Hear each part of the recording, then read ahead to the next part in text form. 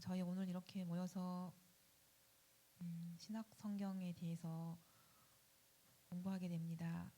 이 시간 함께 모여서 공부할 수 있도록 은혜를 입혀주시니 감사드립니다. 아멘. 오늘 복음서에 대해서 배우면서 예수님의 말씀을 저희가 더욱더 깊이 알기 원하고, 그러므로 저의 영이 더욱더 성장되어서 하나님 나라에 쓰임이 되기를 소망합니다. 저희에게 지혜를 부어주시고 총명함을 허락하여 주시옵소서. 아멘.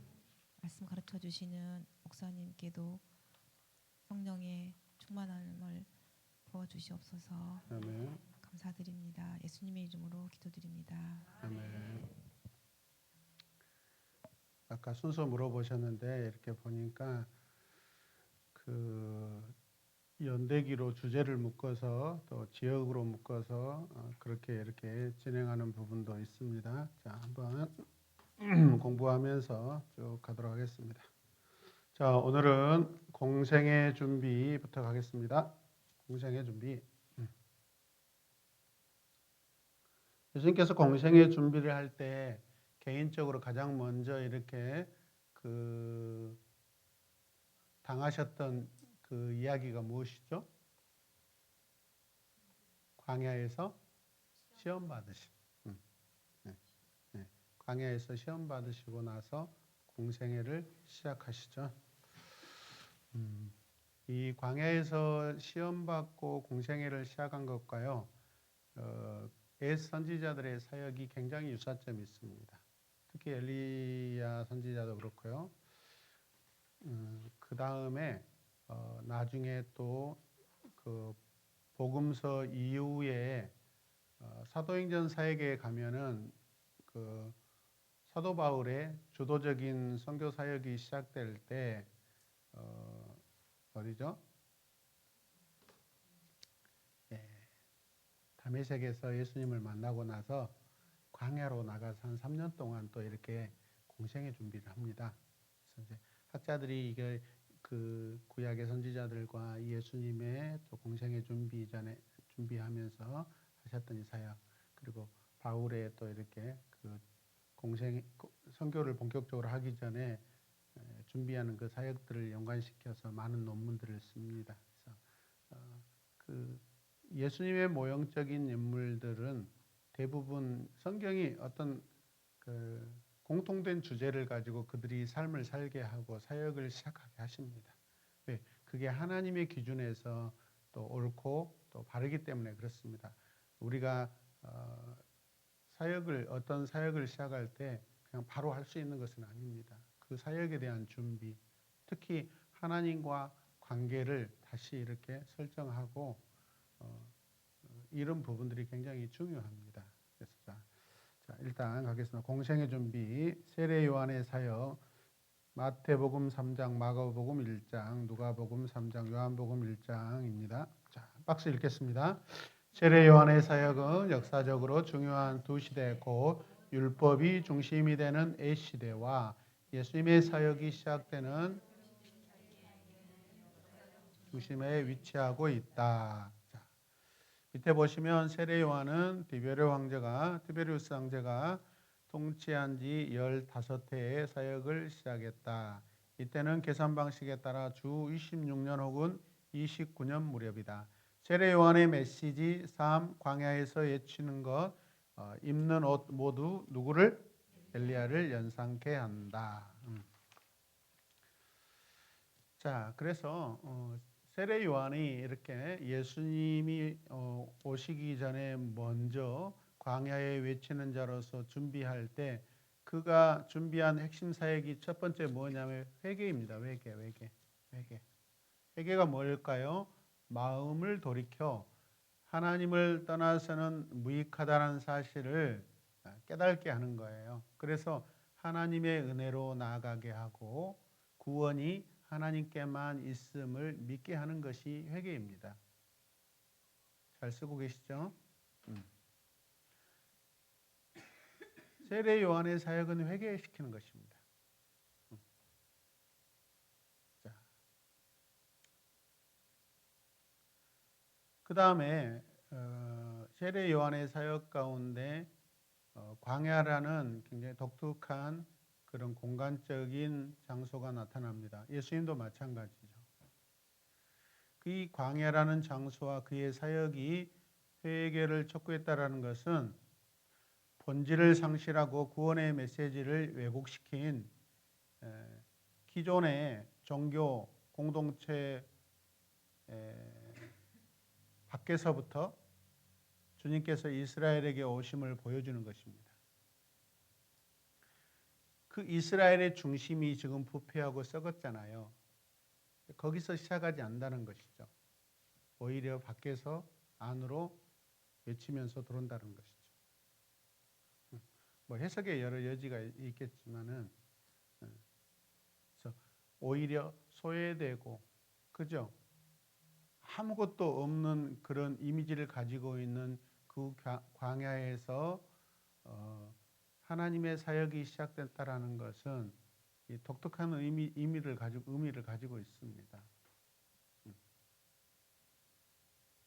이거는 나중에 예수님의 사역과 그분의 삶과 아주 굉장히 일치를 이루고 있습니다. 본질이 무엇인가? 본질은 대중 속에 있는 게 아닙니다. 개인과 하나님이 1대1 관계 안에서 그게 올바른 하나님 백성과 하나님 관계의 설정입니다. 그래서 나중에 초기 기독교 사역 이후에 교부들이 나타나서 또 사역을 하고요. 그때 당시에 또 어떤 일들이나 경건한 자들이 일어나는데 이 경건한 자들의 특징이 뭐냐면 다 광야로 나가서 굴 속에서 삽니다. 막 3년, 10년, 20년 죽을 때까지 삽니다.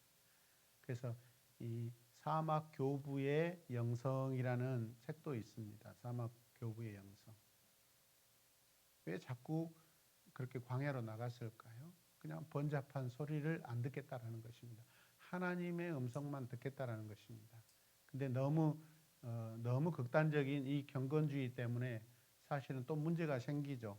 세상과 소통이 돼야 되는데 세상으로 나와야 되는데 그 경건을 가지고 나오지 못하고 경건에 멈춰버리는 이런 또 아이러니가 생겨버립니다. 그래서 저와 여러분들은 우리가 신앙 설정은 공감 설정을 할 때 지금 이 장소 우리가 사는 장소를 사막으로 생각하셔야 돼요.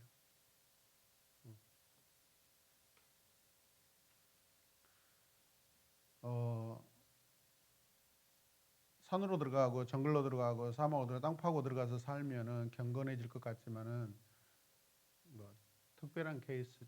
저와 여러분들이 그렇게 세상을 등지고 도망간다 한들 여러분 개인적인 그 안에서 또 자기 소욕 때문에 또 얼마나 또 다투고 싸워내겠어요, 여러분? 진짜 영성은 어디에 있냐? 세상 가운데서 하나님의 자녀로 살아가는 것이 진짜 영성입니다. 아멘이죠. 직장에서 그리스도인을 살고 경영하면서 그리스도인을 살고 여러분 시민으로 또 백성으로 나라의 백성으로 살면서 하나님 나라를 세워가는 것이 진짜 영성입니다. 이게 질서입니다. 신앙의 질서를 잘 세워야 됩니다. 아멘입니까? 네. 그래서 기도원은요 1년에 한 번이나 2번 가는 것이 옳지 기도원에 사는 것은 그것은 패가망신의 지름길입니다. 신앙의 패가망신의 지름길. 절대 기도원 영성은요 건강하지 않습니다. 어느 순간부터 그래요. 기도원에 사는 원장님보다 여러분이 지금 세상에서 세상을 이기고 사는 여러분들이 훨씬 더 대단합니다. 여러분. 자, 그래서 이제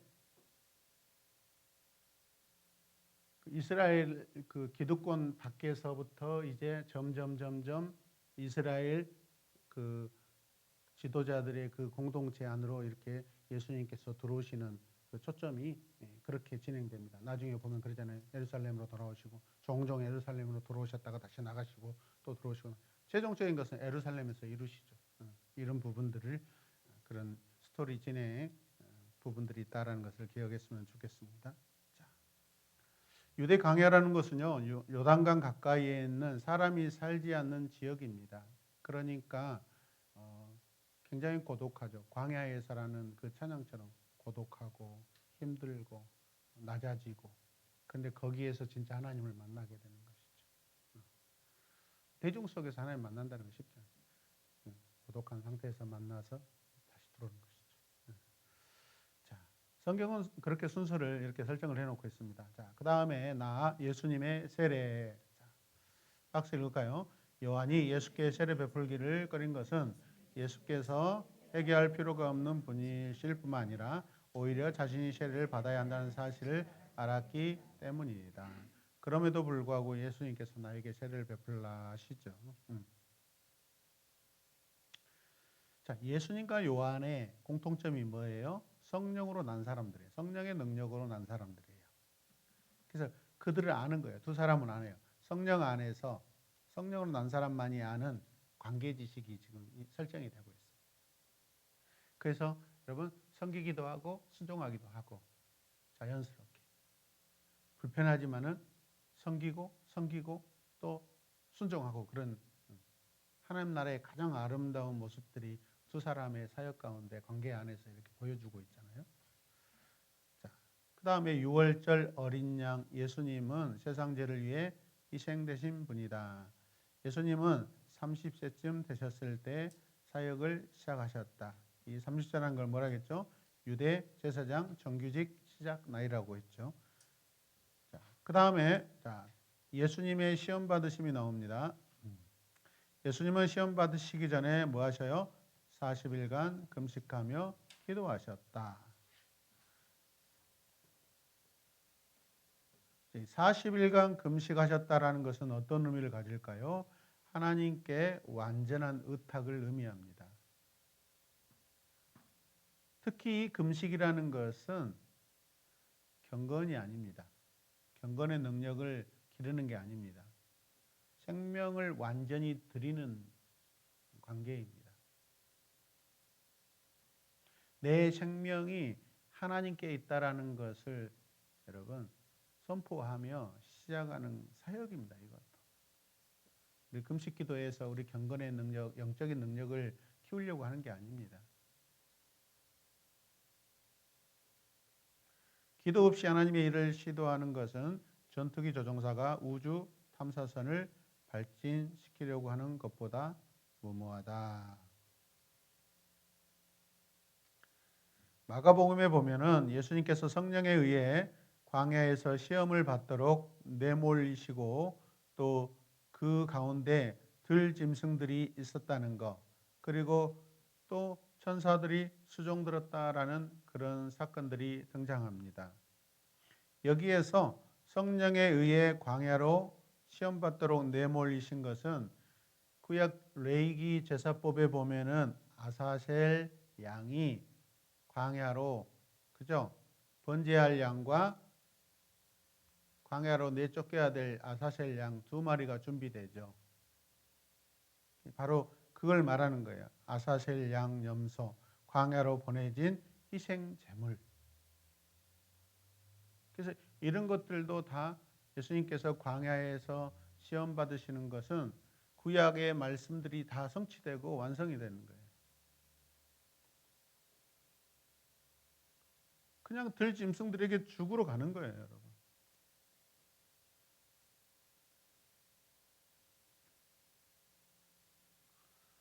그 짐승이 얼마나 무서웠을까요? 그 순한 짐승이 광야에 갈 때 늑대와 이리들, 밤중에 어둠이 짙어올 때 장차 그분이 당하실 고난의 사역을 보여주고 있는 것이죠. 첫 번째 시험, 두 번째 시험, 세 번째 시험을 보겠습니다. 자, 첫 번째 시험이 뭐였죠? 그죠. 그 먹는 거에 대한 그 양식에 대한 그런 부분들이죠. 또 굶주림에 대한 부분들이죠. 두 번째 시험, 예수님은 사역 초기부터 영광과 집권의 유혹을 거절하셨다.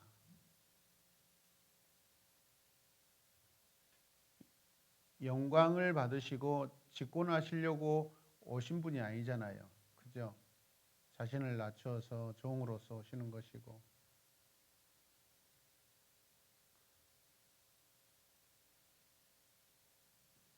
그래서 마태복음 4장 6절과 말라기 3장 1절을 보면 보라 내가 사자를 보내리니 그가 내 앞서 준비할 것이요 언약의 사자가 임할 것이라 라고는 말씀이 있습니다.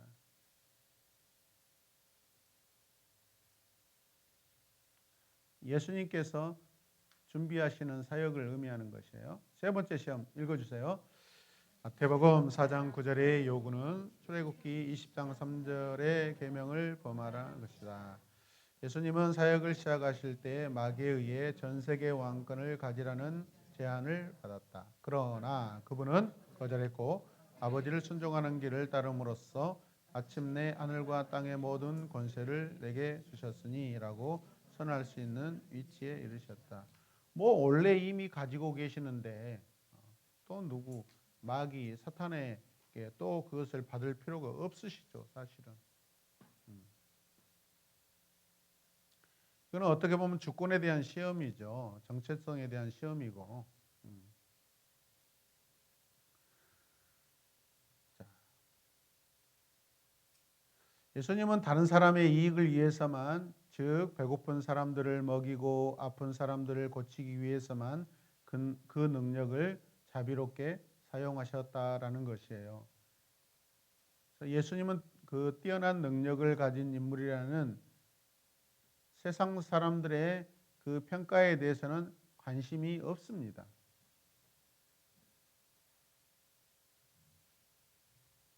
또 예수님은 각각의 시험을 신성과 인성 두 가지 모두를 가지고 계신 분으로서 받으셨다라는 것입니다. 굶주림에 대한 그 상황이 연출되고 있죠. 사람이기 때문에.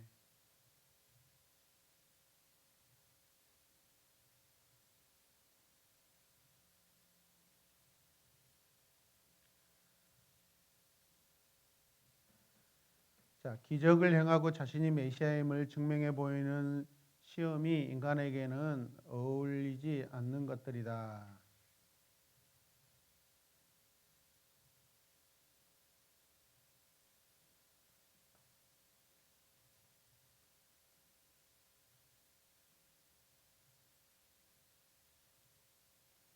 예수님께서 받으셨던 이 세 가지의 시험 영역은 사탄이 오늘을 사는 우리들에게도 시험하는 내용과 일치합니다.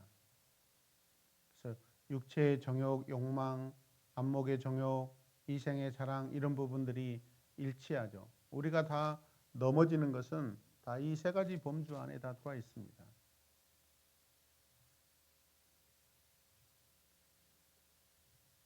에덴에서 아담이 시험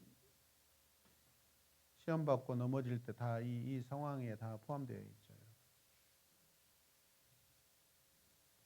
자, 예수님의 처음 두 제자 누굽니까? 베드로와 안드레. 그 다음에 빌립과 나다나엘. 가나에서의 첫 번째 이적. 어디 사건이죠? 요한복음 사건이죠. 물이 변하여 포도주가 되는 사건. 이거는 이 상황이 중요한 게 아니에요, 여러분. 이 상황을 연출하신 분이 누구인가를 지금 말하는 겁니다. 왜 요한복음의 첫 번째 기적이 물이 변하여 포도주가 되는 사건을 먼저 이렇게 기록했을까요? 그러니까 하나님의 아들만이 행할 수 있는 기적이라는 것을 말하는 거예요.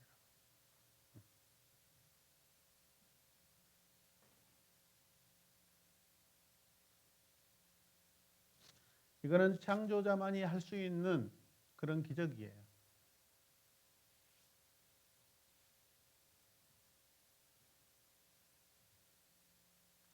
자, 밑에 보십시오. 설명. 가나는 나사렛에서 북쪽으로 14km 정도 떨어져 있었다. 요한복음 2장 4절의 말씀은 예수의 고난에 대한 시간을 여러 번 언급한 것 가운데 첫 번째 언급이다.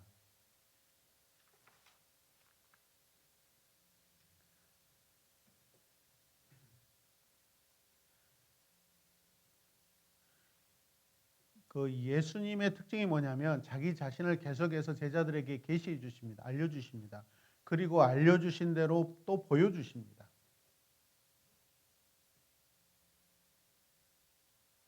자, 여러분 생각해 보세요. 모세가 첫 번째 열지항에서 행한 기적이 뭐였죠? 나일 강물을 변화시켰죠. 예수님도 요한복음에서 보면은 뭐죠? 물을 붉은색으로 변화시킵니다.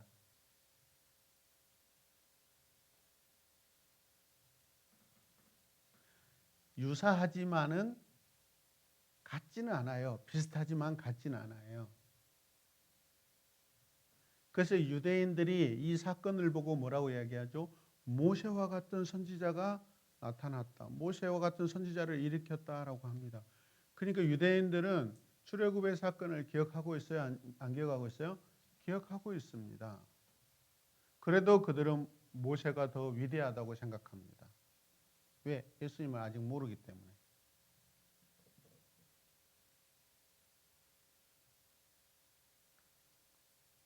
어찌됐든 이 사건을 일으키는 이유는 요한복음의 주제가 뭐라겠죠? 그렇죠. 그 중심 안에서 이 사건을 보셔야 돼요. 누가 이 일을 하셨는가? 이런 일은 누구만 가능한가라는 것을 우리가 그걸 알아야 돼.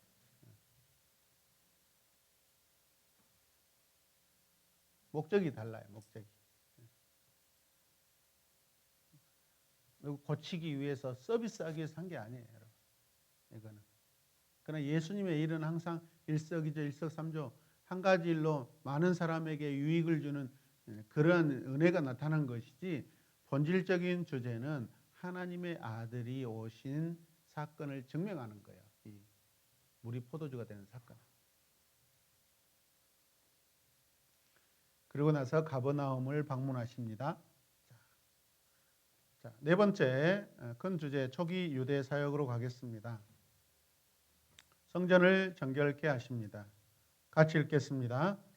성전 청결 사건이 두 번이었는지 한 번이었는지 대해서는 많은 논란이 있다.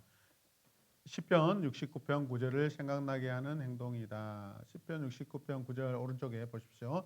주의 집을 위하여 열성이 나를 삼키고 주를 비방하는 비방이 내게 미쳤나이다. 예수님 자신에 대한 예언적인 말씀입니다. 새로운 성전은 예수님 자신을 두고 하신 말씀이다. 헤롯 성전은 40년 동안 지어져 있었고 앞으로도 36년이 더 지나 주후 64년이 되어야 완성되었다. 그런데 로마 장군 티토스에 의해서 70년에 다 허물어집니다. 불과 6년 동안 사용되다 끝나버립니다. 얼마나 허망합니까?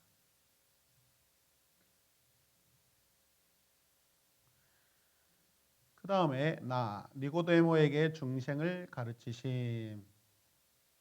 굉장히 중요한 사건이죠. 니고데모는 산헤드린 공회원이었다. 자, 같이 읽을까요? 니고데모가 밤중에 찾아온 것은 아마도 대중의 눈에 띄는 것을 피하기 위해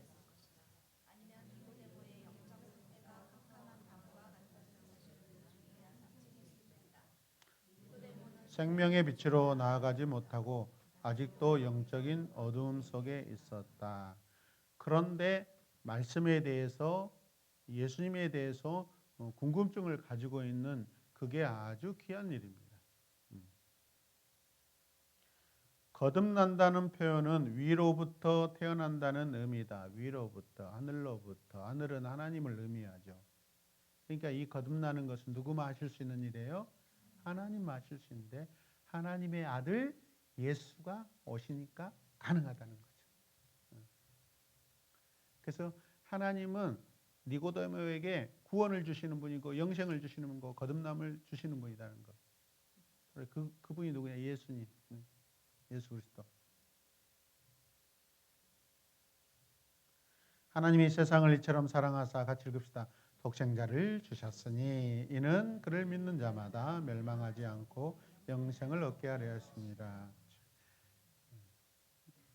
주님이 자기 자신을 이렇게 설명해 주시잖아요. 니고데모에게.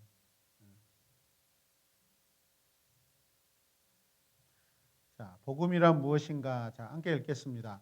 예수 그리스도에 관한 복음은 너무 부요해서 수천 명의 학자들이 각각 수천 권의 책을 쓰고도 그 부요함을 결코 만족할 만큼 캐낼 수 없었다. 그럼에도 불구하고 복음은 어린아이조차 납득할 수 있는 만큼 단순하다. 아멘.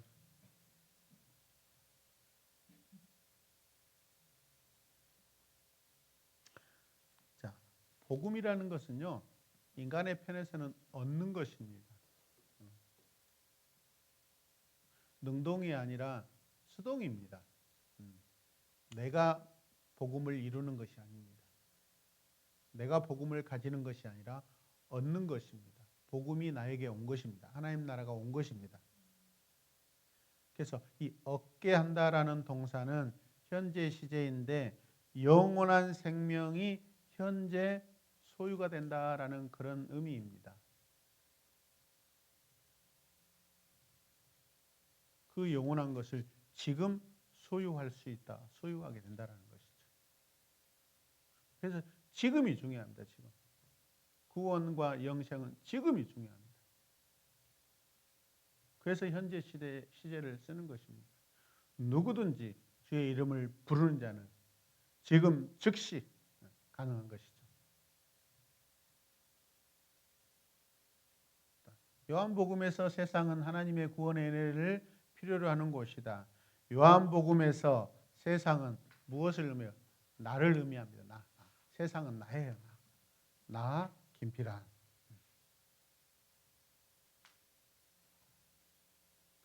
그 다음 세례 요한의 증거 보겠습니다. 성령은 바람처럼 눈에 보이지 않으시지만 우리 눈으로 볼 수 있는 현상을 만들어 내신다. 성령 안 보이시잖아요. 근데 그가 행하시는 일을 우리 볼 수 있어요, 없어요? 전창선 집사님이 변화하고, 장소희 집사님이 변화하고, 우리 양명 집사님이 변화되시고, 그죠? 우리 김민선 집사님이 변화되시고, 우리 홍혜 집사님이 변화되시고, 보이지 않는 성령이지만 그분이 하신 일은 우리 눈에 다 볼 수 있는 것이죠, 여러분.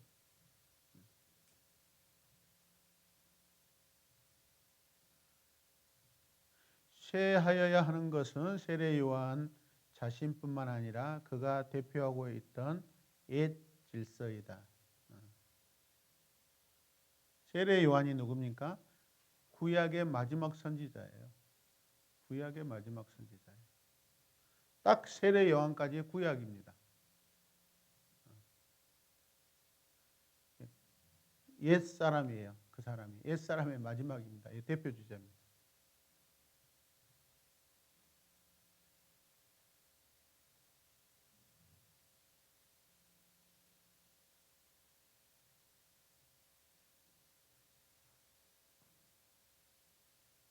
자, 사마리아 사역으로 하겠습니다. 5번 사마리아 사역으로 하겠습니다. 자, 사마리아 사역. 자, 유대를 떠나심. 유대에서 사마리아로 가기 위하여서 어디를 들려야 되죠? 갈릴리를 지나서 갑니다. 갈릴리로 가기 위해서 사마리아를 통과해야 되죠. 두 가지 길이 있어요. 요단 동편에 이방 땅을 통과하는 길이 있고 사마리아를 통과하는 길이 있고 유대인들은 사마리아인들과 사이가 좋지 않았기 때문에 대부분 그것을 선호하지 않습니다.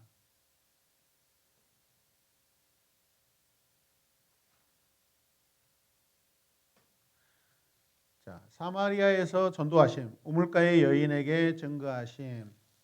제 육신은 낮 중에서도 가장 뜨거운 정오였을 것이다. 예수님의 행동은 유대인이 가지고 있던 두 가지 편견을 극복한 것이었다. 첫 번째 편견이 뭘까요? 사마리아인에게 대한 인종적 편견. 같이 있으면 안 돼. 인종적 편견. 그 다음에 여자에 대한 편견. 유대 랍비로서 예수님도 사실은 랍비거든요. 엄연히 보면은 랍비예요. 랍비. 신분을 보면 랍비입니다. 랍비로서 여자에 대한 유대 랍비들은 여자를 만나서는 안 돼. 여자하고 길거리에서 이야기하면 안 됩니다. 네, 이런 편견들이 다 깨고 계시는 것이죠. 민족 편견, 성별의 편견 이런 부분들을 깨뜨리고 들어가시는 거죠. 찾아오시는 것이죠. 자, 박스 읽어주세요. 첫 번째, 유대 납비들은 거리에서 여인들에게 말하는 것이 허락되지 않았으며 여인들과 대화하는 일은 어떤 대화를 할지라도 토라의 연구에 방해가 된다고 생각했다. 예.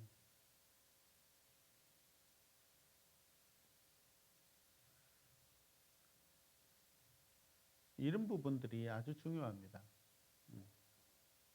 굉장히 여자를 무시하는 그런 처사들이죠. 부인이 집에 가 있어서 공부가 안 된다면 그럼 결혼을 하지 말지.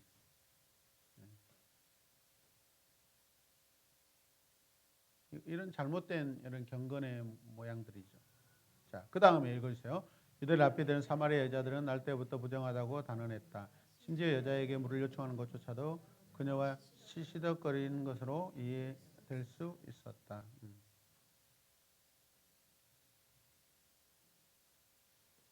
이런 사람이 예루살렘에 들어와서 내가 하나님의 아들이라고 했는데 얼마나 유대인들이 자존심을 상하게 만들었을까요? 쳐 죽이고 싶겠죠. 가만히 둘 수가 없죠. 가만히 둘 수가 없어. 속에서 부글부글 끓었겠죠. 기회만 되면 죽이려고 하죠. 자기들이 자존심을 다 떨어놓고 자기들이 쌓아놓은 그 경건한 그 탑들을 다 무너뜨리고 있잖아요. 사실. 근데 그게 진짜 경건인가요? 아니죠. 그건 형식이죠. 의미 없는 경건들이죠. 하나님과 상관없는 경건들이죠. 우리도 이 땅에서 성도로 살 때 이런 모습들이 많습니다.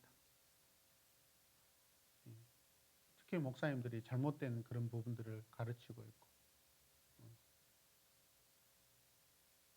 억지로 한다고 경건이 됩니까요?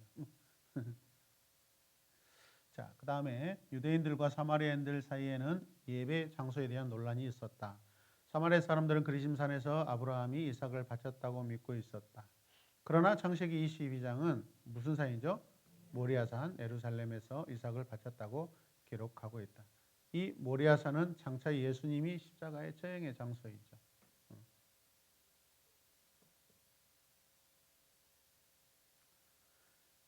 사마리아인들은 멜기세덱이 그리심산에서 아브라함에게 나타났다고 가르쳤다. 약속 땅에 도착했을 때 그리심산에서 제단을 쌓았다고 가르쳤으나 신명기 20장 4절은 무슨 산이에요? 에발산으로 기록하고 있다. 다 아전 인수를 하고 있습니다. 예수님은 예배의 장소가 아니라 뭐죠? 예배 본질에 더 집중하여 답하셨다. 장소가 중요하지 않다는 거죠.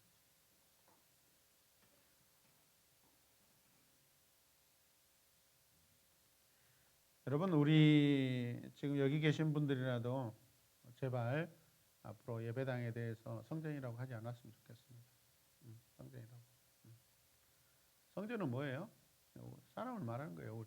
예수 믿는 사람이 성전이죠. 예수 믿는 우리가 성전이지, 이거는 이 장소는 그냥 예배당입니다. 예배를 드리는 장소입니다. 네, 원래 우리가 이제 옛날부터 막 그게 이제 습관적으로인데 이런 부분들도 우리가 좀 정리할 필요가 있습니다. 특히요, 교회에서요, 여러분, 목사님들이 예배당 하다가요, 갑자기 언제 이렇게 성전으로 바꾼지 아세요? 건축이 시작되면 바꿔버립니다. 건축할 때 되면은 성전 짓는다 해버립니다. 왜 그러겠어요? 사람들이 심리를 이용한 거예요. 그냥 예배당 진짜 건축하자 그러면 별로 감흥이 없어. 근데 우리 성전 건축하자 그러면 왠지 멋있어 보이고 왠지 경건해 보이고 거룩해 보이니까 막 동참한다고 헌금도 더 해버려요. 왜 그런데 우리가 이용되냐 이 말이에요, 여러분.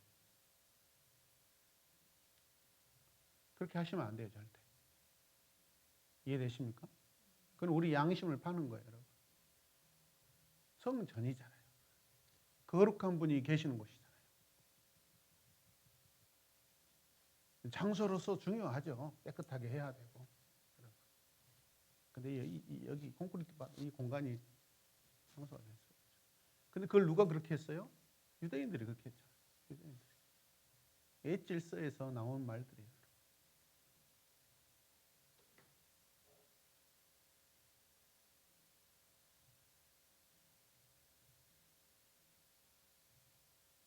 자, 코로나 때 우리가 얼마나 우리 기독교가 민낯을 보였습니까? 예배당에서 예배드리다가 흩어지니까 이제 예배가 안 되고, 그럼 우리가 잘못된 거죠. 우리 연습이 안 돼 있는 거죠. 이 예배의 본질을 우리가 몰랐던 거예요. 우리 교회 자녀들은요, 병원에서, 가정에서, 거실에서, 주일날 온라인으로, 그때 20명인가 몇 명으로 제한할 때 그때 처음으로 한번 조절해 봤어요. 그 저는 계속 이렇게 드리다가. 근데 막 거실에서 찬양하고 뛰고 흩어져도 같이 공동체를 예배 드릴 때하고 동일하게 그 마음이 유지되는 것을 제가 보면서 참 기뻤어요. 그래서 많은 다음 세대 사역하시는 분들이 우리 교회 보고 많이 도전했어요. 그리고 항상 기도할 때 보면 성령 충만을 구하고 있고, 어린 아이들이.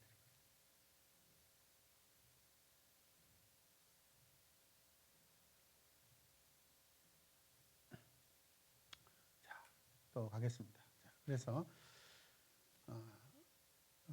우리가 신령과 진정으로라는 것은 옛날 성경에서 그렇게 기록했어요. 지금은 뭐죠? 뭘로 바뀌었어요? 영과 진리로 바뀌었어요. 비슷해요.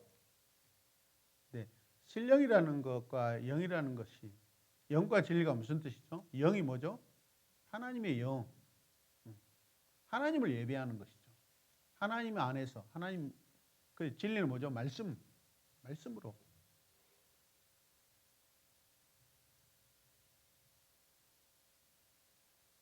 근데 신령이라 하니까 이게 오해가 돼. 신령한 도사 막 이런 의미가 중복되고.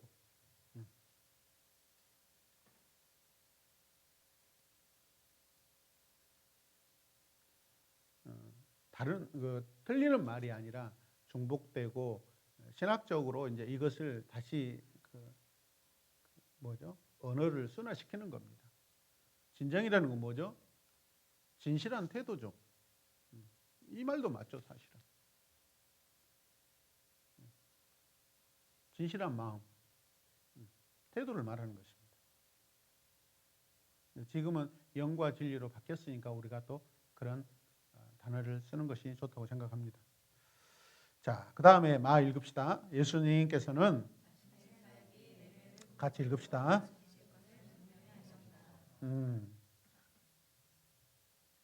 그 다음에 바, 영적인 추수에서 뿌리는 자와 거두는 자가 나님을 말해준다. 제자들이 거두게 되는 것은 그들보다 앞서서 일한 다른 사람들의 수고 덕분이었다. 그러니까 우리도 마찬가지입니다. 우리가 막 전도했다, 누구를 전도했다, 내가 다 했다, 그런 오해가 없어야 됩니다.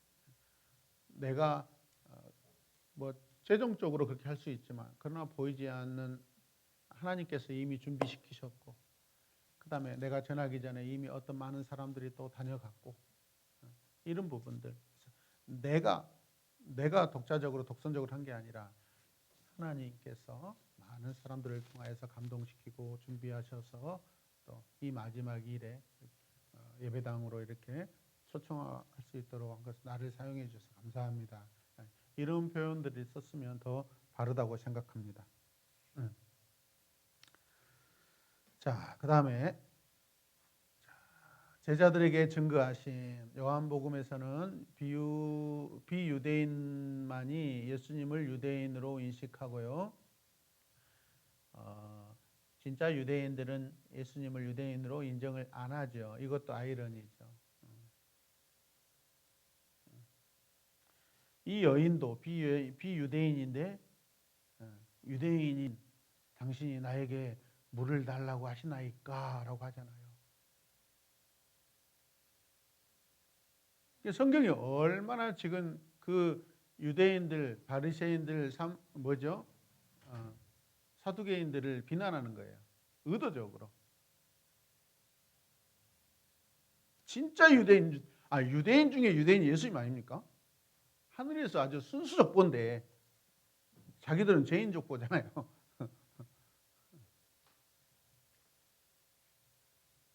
참 엄청난 그런 괴리가 있죠, 사실은. 사마리아 사람들에게 증거하십니다. 자, 예수님께서 사마리아인들과 음식을 먹고 그들을 가르치시면서 거기에서 함께 잠을 주무시고 하는 이런 사건들은 유대인들에게는 충격적이고 이해하기가 어려운 그런 사건들이죠. 그리고 예수님 편에서는 굉장히 위험한 일이고 공격받을 수 있는 일이고 죽임당할 수 있는 일이기 때문에. 그러나 예수님은 그러한 간섭보다는 사람들에게 더 관심이 있으셨다라는 것이죠. 그들의 삶에 관심을 더 갖고 그들이 어떤 영적 상태이고 얼마나 힘든 삶을 살고 있고 그들에게 진짜 필요한 것이 무엇인가. 여러분, 백성들이 어려움 상황 가운데 살고 있어요. 그 모든 것들 사실 누구 때문이에요? 지도자들 때문이죠. 그렇지 않습니까? 지도자들 때문이죠.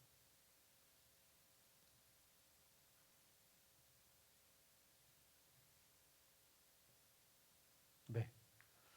복음서 1을 여기까지 하고요. 이 조금 진행하다가 가겠습니다. 자, 갈릴리 1차 사역 가겠습니다. 1차 갈릴리 사역. 자, 갈릴리 사역에 시작하시고, 자, 박스를 보시면 왜 예수님은 갈릴리에서 그렇게 오랜 시간을 보내셨을까? 갈릴리에는 유대인뿐만 아니라 많은 이방인들이 살았다. 많은 이방인들이 살았다라는 것은 어떤 의미예요? 소외된 사람들이라는 것이죠. 자, 그런데 그들이 누구에게 소외됐을까요? 유대인들에게 소외됐지만은 유대인들이 자기들을 보고 막 개 같다 그러고 막 죄인들이라 그러고 막 그러잖아요. 완전히 그냥 저급하게 여겨버리잖아요. 그랬을 때 그들이 생각했을 때 무슨 생각을 할까요? 아, 우리가 여호와께 소외됐고 버림받았다라고 그렇게 생각해요. 자기들 자신도 하나님께 버림받았다라고 생각하고 소망이 없는 거예요.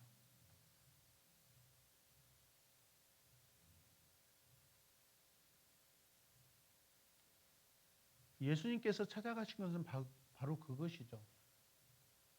그들 자신이 하나님이 우리와 아무 상관없고 하나님이 우리를 버리셨다. 그런데 하나님이 지금 찾아오시잖아요. 두 번째, 예수님은 예루살렘 지도자들의 성급한 반응을 견제할 수 있었다. 예루살렘에서 조금 멀리 떨어져서 이렇게 거리적으로 이렇게 완충을 하는 것이죠, 여러분. 딜레이 타임을 거시는 것입니다. 만약에 우리 같이 그냥 막 열성이 넘쳐서 막 지혜가 없으면 여러분 열심히 살고 열심히 사랑하지만 지혜가 없으면요 그게 독이 돼요, 독이 돼.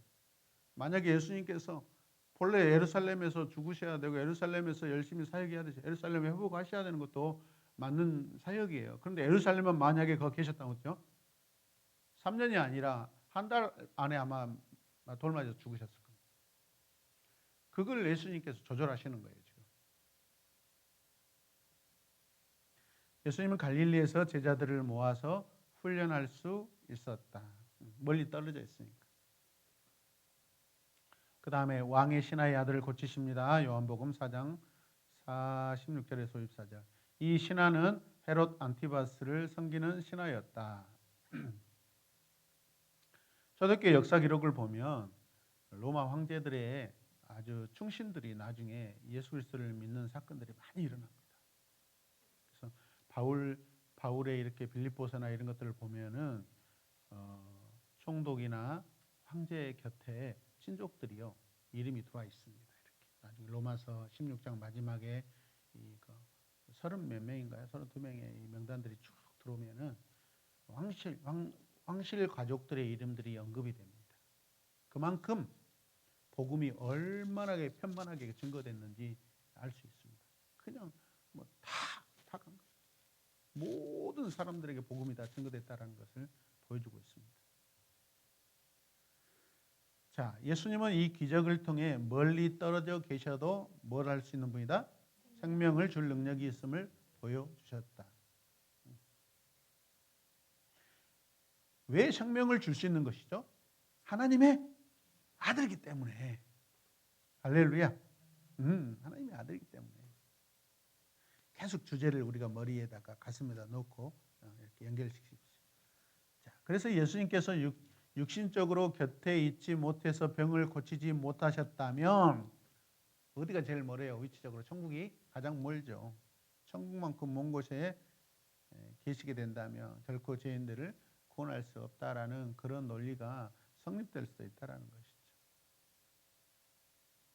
그런데 예수님께는 거리가 상관이 있다 없다? 없다. 왜 이게 가능해요? 시간을 창조하시고 거리를 창조하시고 모든 환경과 질서와 공기와 그러죠. 모든 것들을 다 창조하신 분이기 때문에 그걸 뛰어넘는 거예요. 왜? 하나님의 아들이시기 때문에. 다만 거리가 필요할 때 있어요. 걸어서 일부러 멀리 가는 것은 그건 누구에게 필요한 거기 때문에 사람들에게 죄인들에게 필요하기 때문에. 여러분 그 죄인들이 만약에 예루살렘 가까이 살았다면 어떻게 했어요? 유대인들 극성 때문에 살아남을 자가 없었을 것입니다. 이것저것 핑계대 가지고 막 죽이고 했을 거예요. 그래서 예루살렘과 멀리 떨어져 살 수밖에 없는 거예요.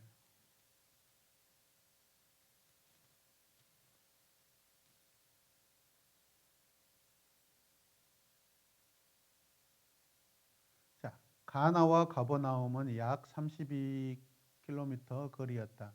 하루에 걸어갈 수 있는 거리라고 그랬죠. 자, 우리가 서울까지 한 350km 되죠. 그러면은 며칠이면 갈 수 있어요? 한 10일? 그래도 요즘에는 길이 잘 이렇게 도로 상황이 좋아서 잘 걸어갈 수 있죠.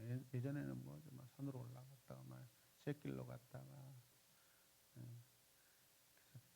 예전에 조선시대 과거 시험 보러 갈 수 있는 사람은 보통 돈이 많지 않고서는 불가능합니다. 공부 똑똑하게 잘해도 돈 없으면 못 가는 거예요. 집신 100켤레는 적어도 살 수 있어야 돼.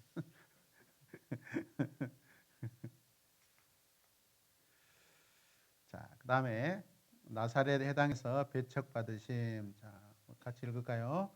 예수님은 광야에서 부와 권력의 유혹을 뿌리치고 자기 고향으로 돌아와 하나님으로부터 받은 고유한 사명, 곧 가난한 자에게 복음을 전하고 포로된 자에게 자유를 주며 눈먼 자에게 다시 보게 함을 전파하며 눌린 자를 자유케 하는 일을 하셨다. 영혼 구원이라고 큰 주제로 말할 수도 있지만은 세밀하게 이렇게 이야기하면 디테일하게 잘 분류해서 이야기하면 더 적용된 사람들이 많잖아요. 그죠? 실제적으로 이거는 실제적인 예수님 영혼 구원하러 오셨다 그러면 너무 추상적이잖아요, 사실. 그 말씀이 맞지만은 그런데 누가복음 4장 18절에서 19절 말씀을 보면은 딱 우리 이야기잖아요. 우리 이야기. 할렐루야. 그다음에 그래서 구약의 선지자들이 보면은 그 하나님께서 이스라엘을 보복하시고 이방인들을 보복하시고 원수를 갚아주는 날, 주의 날 그잖아요. 주의 날은 심판의 날이잖아요, 사실은. 주로 주의 날은 심판의 날, 종말을 상징합니다. 그런데 예수님께서는 뭐죠? 이사야 61장 2절에 이 주의 날, 보복의 날을 인용을 안 하셨다라는 거죠. 그러면 하나님의 말씀을 거역했냐? 아니. 하나님은 구약에 이스라엘의 그 특별한 상황들을 새롭게 하시기 위하여 징계도 하시고 그들을 괴롭히는 자에게 보복도 하시지만 그러나 예수님은 당신의 사역에서 오히려 하나님을 거역하지 않고 하나님의 사랑을 더 실천하고 드러내는 거예요. 그 보복의 날에 오히려 어떻게 해요? 사랑해 주시는 걸로. 용서하시고. 이게 뭐예요? 구원에 더 초점을 맞추고 있다. 예수님의 사역은 구원에 초점이 맞춰 있다는 것을 강조하고 있다는 것이죠.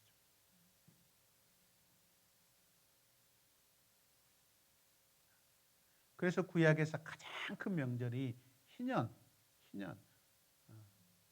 주빌라테, 주빌리.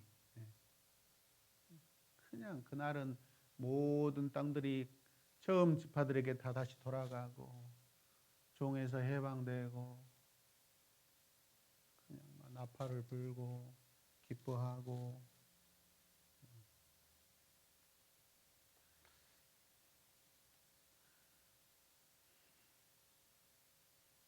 자, 그 다음에 가버나움으로 사역의 본부를 옮기십니다. 네 제자를 부르십니다. 예수님께서 제자를 부르실 때부터 사람을 낚는 어부로 부르셨다.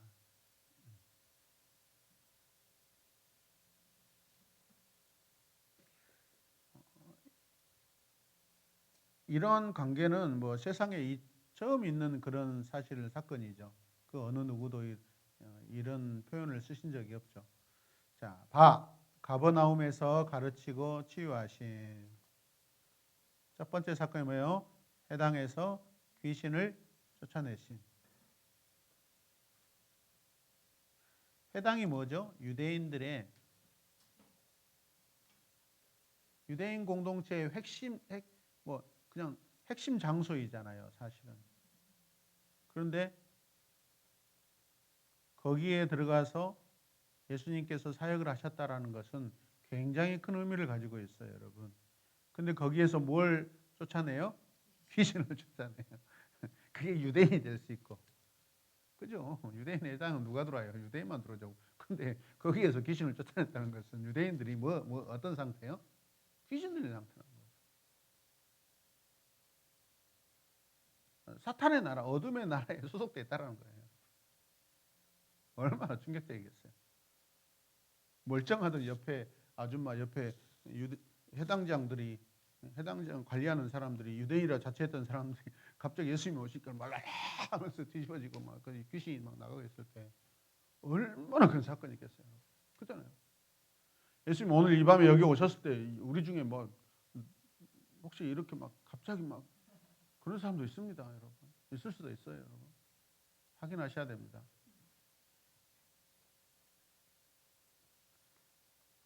어떻게 보면 유대인 율법 본부에서 유대인 말씀을 가르치는 유대인 그 강습 본부에서 복음을 전하고 계셔요, 예수님께서.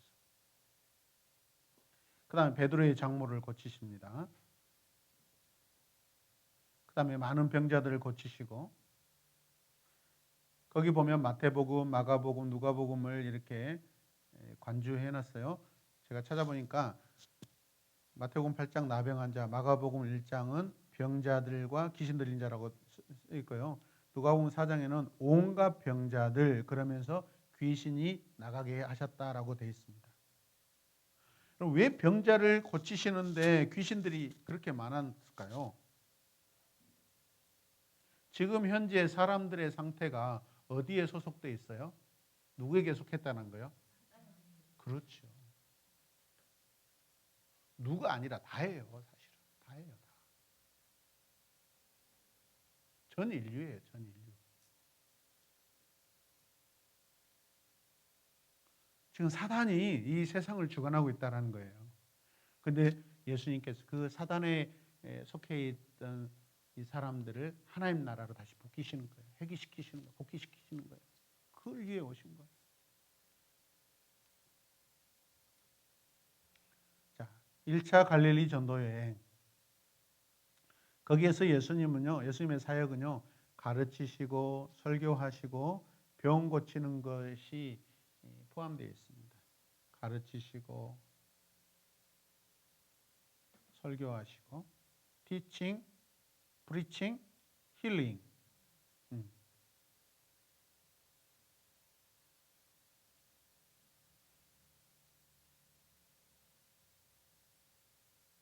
그 다음에 나병 환자를 고치시고, 중풍병자를 고치시고.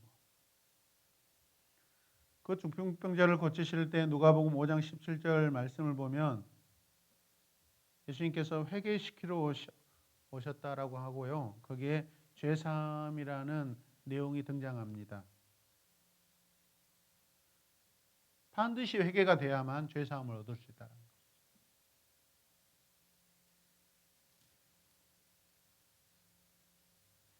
그래서 예수님께서 죄도 사하실 수 있는 권세가 있음을 보여주시고, 눈에 보이는 중풍병 고칠 수 있다는 것도, 눈에 보이지 않는 그 죄의 부정함도 치료하실 수 있는 능력이 있다라는 것을 알려주고 계셔요.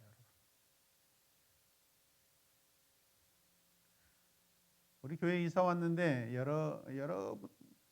몇몇 분들이 우리 교회에 막 이렇게 낮에 주중에 오고 막 다녀가고 그러시는데 결정적으로 주일날 안 오십니다. 그런 분 중에 특징이 뭐냐면 우리 교회가 기가 세서 자기들이 오면은 낱낱이 다 드러날까 봐 부끄러워서 못 온대요. 아니 그럼 어리석은 고백이 어디 있어요?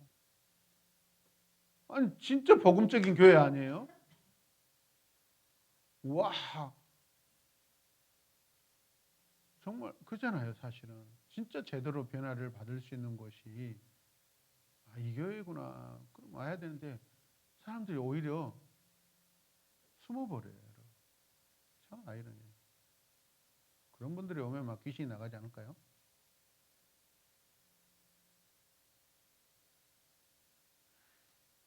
자, 이게 무슨 뜻이에요? 예수님께서 죄의 나라를 멸하시고 하나님 나라를 세우시겠다라는 뜻이죠. 하나님 나라 개념 관점에서 보았습니다. 자, 그 다음에 마태를 부르십니다. 마태를 부르십니다. 예수님께서 죄인들과 함께 잡수십니다. 금식에 대해서도 가르치십니다. 야, 너희 선생이 저 죄인들과 밥을 먹는다. 얼마나 그냥 조롱했을 거예요. 어떻게 밥을 먹냐 죄인들하고. 밥을 먹지 말아야지. 그러니까 밥을 먹지 마는 것은 뭐예요? 금식이잖아요. 진정한 금식이 뭔지 아냐? 하고 예수님이 가르치시는 거죠.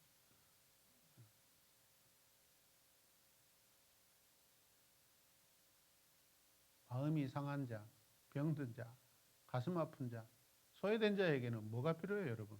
설교가 필요합니까? 아니죠. 밥 한 끼 따뜻하게 해가지고 가서 같이 나눠 먹고 거기에서 여러분 관계가 회복되고 하나님 나라 관심이 일어나고 그런 거죠.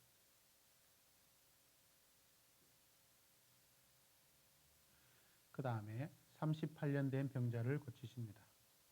요한복음 5장 1절에 유대인의 명절이 6월절이었다면 예수님의 공생의 사역은 약 3년을 넘어서는 것이다.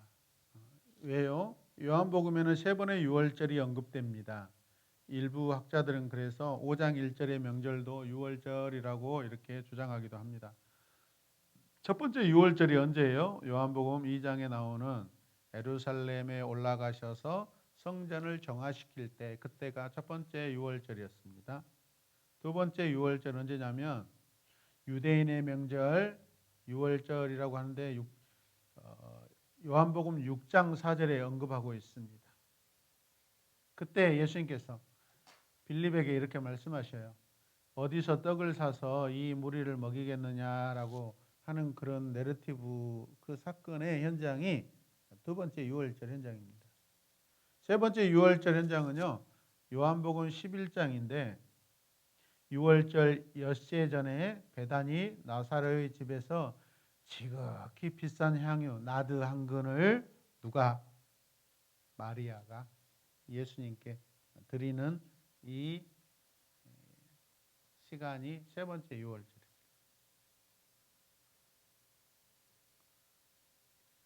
자, 38년은 이스라엘이 광야에서 방황한 횟수와 비슷합니다. 40년 광야가 아니라 40년은 어디에 들어가요? 정복 전쟁까지 포함되어 있습니다. 정복이 되고 땅을 가져야만 그때부터 살 수 있는 거잖아요. 그래서 들어가서 정복 전쟁까지 마쳤을 때를 40년으로 계산합니다. 순수 2편에 있을 때, 광야에 있을 때까지는 약 38년 정도밖에 안 됩니다. 이해되시죠? 자, 근데 이것을 사용하고 있어요. 38년 된 병자를 고치신 날이 안식일이었다. 그렇다면 여러분 보세요. 지금 이스라엘이 어떤 상태예요? 광야 이스라엘 백성들처럼 방황하고 있다라는 거예요. 이 병자를 통해서 지금 유대인들 너희들이지 사실은 하나님 편에 들어오지 않고 거역하면서 방황하고 있다라고 그렇게 지금 그 그림 언어로 가르치시는 거예요. 이 내러티브가. 너희들이 광야 생활하고 있어. 근데 이 광야 생활을 누가 이렇게 주로 이렇게 그 설파했냐면 사도행전 7장에 가면은 누구 이야기가 나죠? 스데반 집사의 이야기 스토리가 이제 7장부터 나오는데 스데반이 거기에서 구약의 모든 사건들을 가져와서 이 유대인들에게 설교합니다. 그때 광야교회라고 이야기합니다. 광야교회. 그럼 광야교회는 언제예요?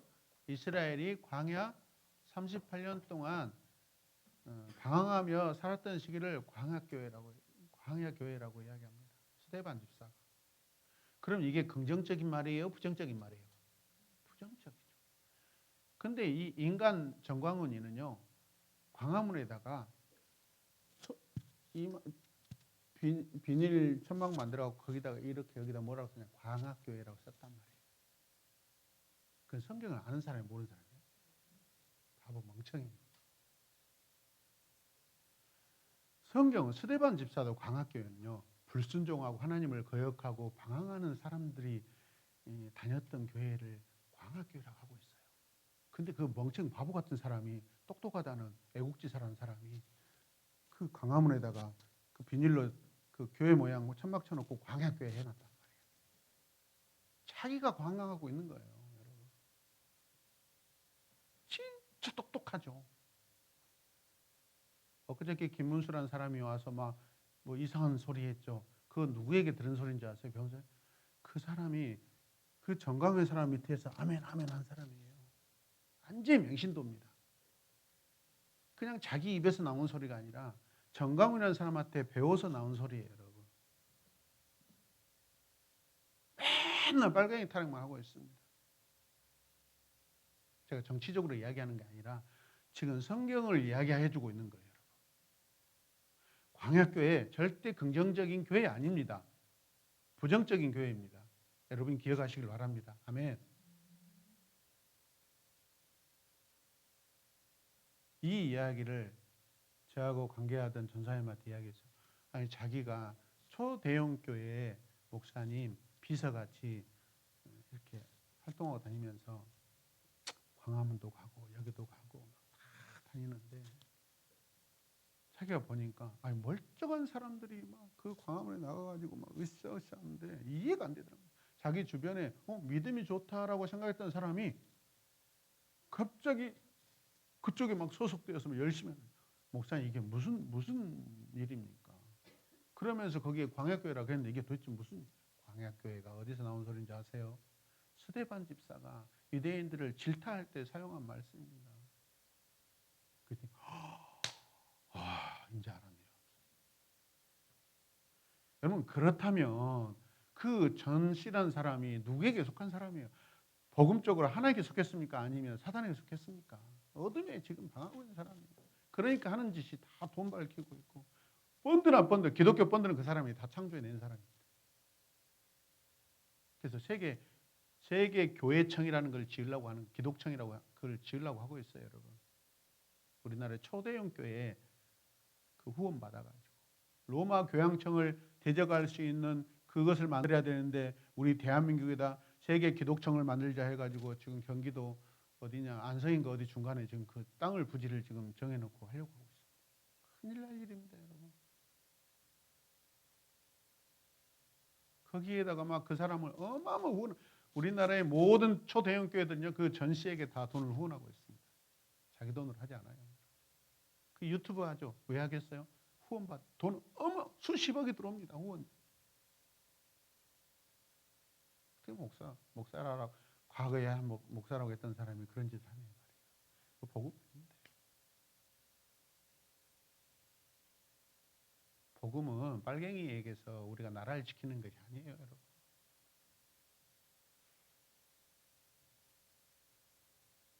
하나님 앞에 방황하는 영혼들이 하나님께 돌아갈 수 있도록 우리가 사역하는 것이 복음 사역이지 아니다 말이에요. 가서 막 이렇게 데모하고 그런 사역에서는 별로 저 안 좋아합니다. 내 지역의 이웃들에게 복음 전하는 것이 기독교인이 할 일입니다. 아멘이죠, 여러분. 절대 정치적으로 여러분 그렇게 순례당하지 올바르지 않습니다. 그거 복음 아닙니다. 그 정치하는 것입니다. 세상 정치에 나가는 것입니다. 우리 기독교가 세상 정치에 발을 담근 순간 멸망이 시작됩니다. 타락이 시작됩니다. 우리 기독교 역사를 보면 기독교가 세력을 얻고 인정받고 재산이 늘어갈 때 다 타락했습니다. 우리 기독교인들이 극소수로 여러분 그 학대받고 순교당하고 할 때 가장 많은 복음이 증거됩니다.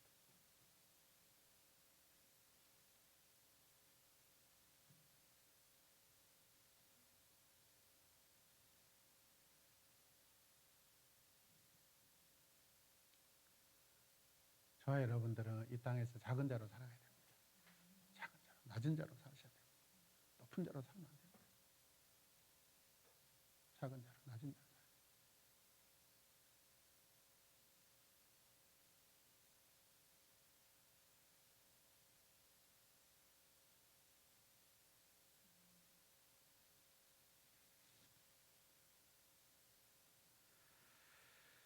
자, 그 다음에요. 안식일에 자리를 옮기는 일은 일종의 노동행위로 간주되었다. 미시나에 따르면 침상은 그 위에 사람이 올라가 있을 때만 옮길 수 있었다. 미시나란 거 뭐냐면 고대 랍비 문헌을요 구전으로 내려온 것을 그 뭐죠 글로 이렇게 최초로 이렇게 옮겨가지고 적은 것들을 미시나라고 합니다. 유대 전통이에요. 유대 전통 율법이에요.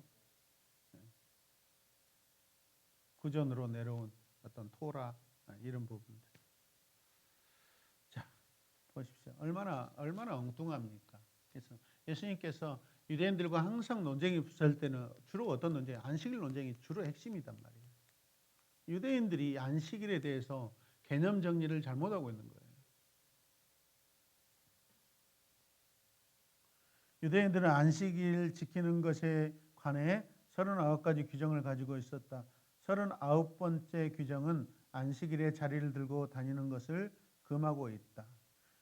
여러분, 하나님께서 이스라엘 백성들에게 안식일을 주시잖아요. 지금 우리 출애굽기 내러티브 할 때 그 안식일을 주실 때 회복과 뭐죠? 치료와 감사와 은혜와 영광을 위해서 주신잖아요. 하나님 백성들이 그 안식일을 지키면서 하나님을 예배할 때 거기서 뭐가 일어나겠어요? 아픈 자가 난 치료의 일이 일어나야죠. 이게 하나님이 의도하신 안식일을 제정하신 의도 중에 하나예요.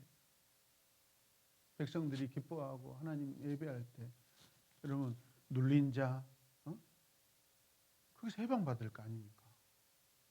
그 안식일에 치료가 일어나야 되는데 여기는 안식일에 유대인들은 치료가 일어나면 안 돼.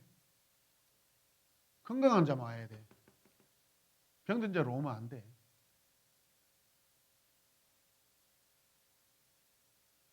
그래서 유대인의 안식일은요 치료가 불가능한 날이에요. 여러분.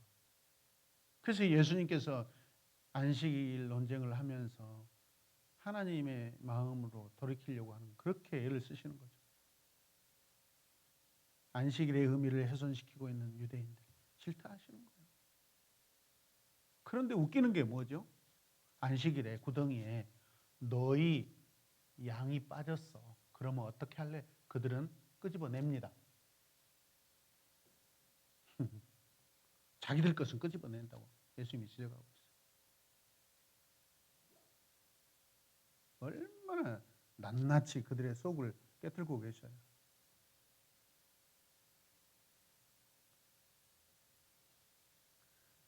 자기 자식이 빠지면 꺼내요. 남의 자식이 빠지면 율법의 정죄를 받습니다. 자, 예수님은 자신을 아버지와 동등하다고 주장하시면서 네 가지 증거를 제시하십니다. 이 파트까지만 하고 마무리하겠습니다. 자, 신명기 19장 5절 말씀에는요. 한 명의 증인으로는 충분하지 않다라고 가르치고 있습니다. 자, 그래서 예수님께서도 자기가 아버지하고 동등하다고 주장하시면서 네 가지의 증거를 대시는데, 자, 첫 번째가 뭐예요? 세례 요한. 세례 요한을 등장시키고, 그 다음에 아버지께서 맡기신 예수님의 그 역사에 대해서 이야기하시고, 그 다음에 하나님 아버지라고 하시면서 하실 때, 자, 복음서 안에는요, 세 번에 걸쳐서 아버지가 아들에 관해 특별히 증거하는 장면이 나오는데, 첫 번째가 뭐냐면 어디서 나와요? 예수님께서 세례 받으실 때 하늘에서 음성이 들리죠. 너는 내 아들이다. 내가 너 좋아한다. 너는 내 아들이야. 내가 너 좋아한다. 그 다음 변화산 사건에서, 그죠? 거기에서도 하나님의 음성이 들리죠. 그 다음에 십자가를 지시기 전에,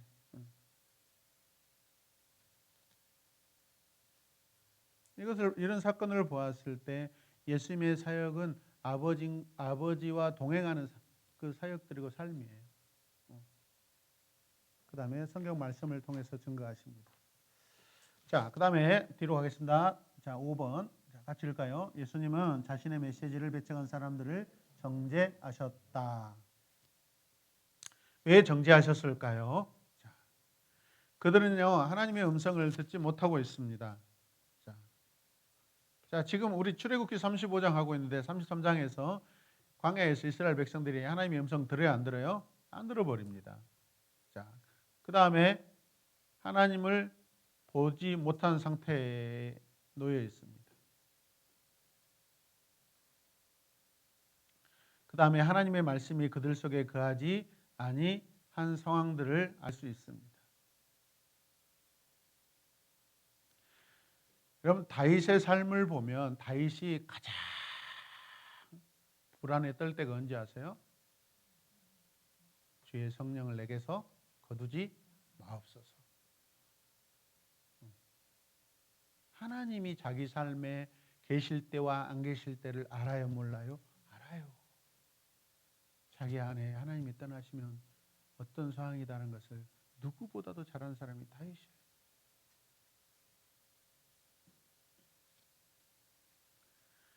자, 안식일 논쟁, 그 다음에 안식일 논쟁. 안식일에 이삭을 자른 제자들. 저는 이 부분을 좀 생각해 봤어요. 제자들이 왜 그걸 그냥 이삭을 훑어먹었을까? 왜 훑어먹었을까요? 장난이었을까요? 그렇죠. 배고파서 먹는 것입니다. 장난이었다면 아마 이 밭주인도 뭐라 하지 않았을 거예요. 장난은 뭐 이렇게 훑어가진 않겠죠. 뭐 한 이삭 정도. 제자들도 배고픈 것입니다. 사실은. 그렇다면 안식일은 어떤 날이에요? 배고픔을 해결받은 날이에요. 그래서 안식일의 말씀이 선포되면서 거기에서 과와 나그네를 먹이라고 그런 말씀을 여러분 선지자를 통해서 증거하시는 거죠. 선포할 때 그 공동체 안에서 우리 마을에 우리 지파에 소외된 자들이 누군가, 과부가 누군가 보는 거죠. 그래서 그 안식일에 그날 더 의식해서 가서 이렇게 음식을 나눠주고 공급해야 되는 날이죠. 안식일에 먹는 날이죠. 백성들이 먹는 날이죠. 육체의 양식을 먹기도 하지만 하나님의 말씀을 또 먹는 날이기도 하고.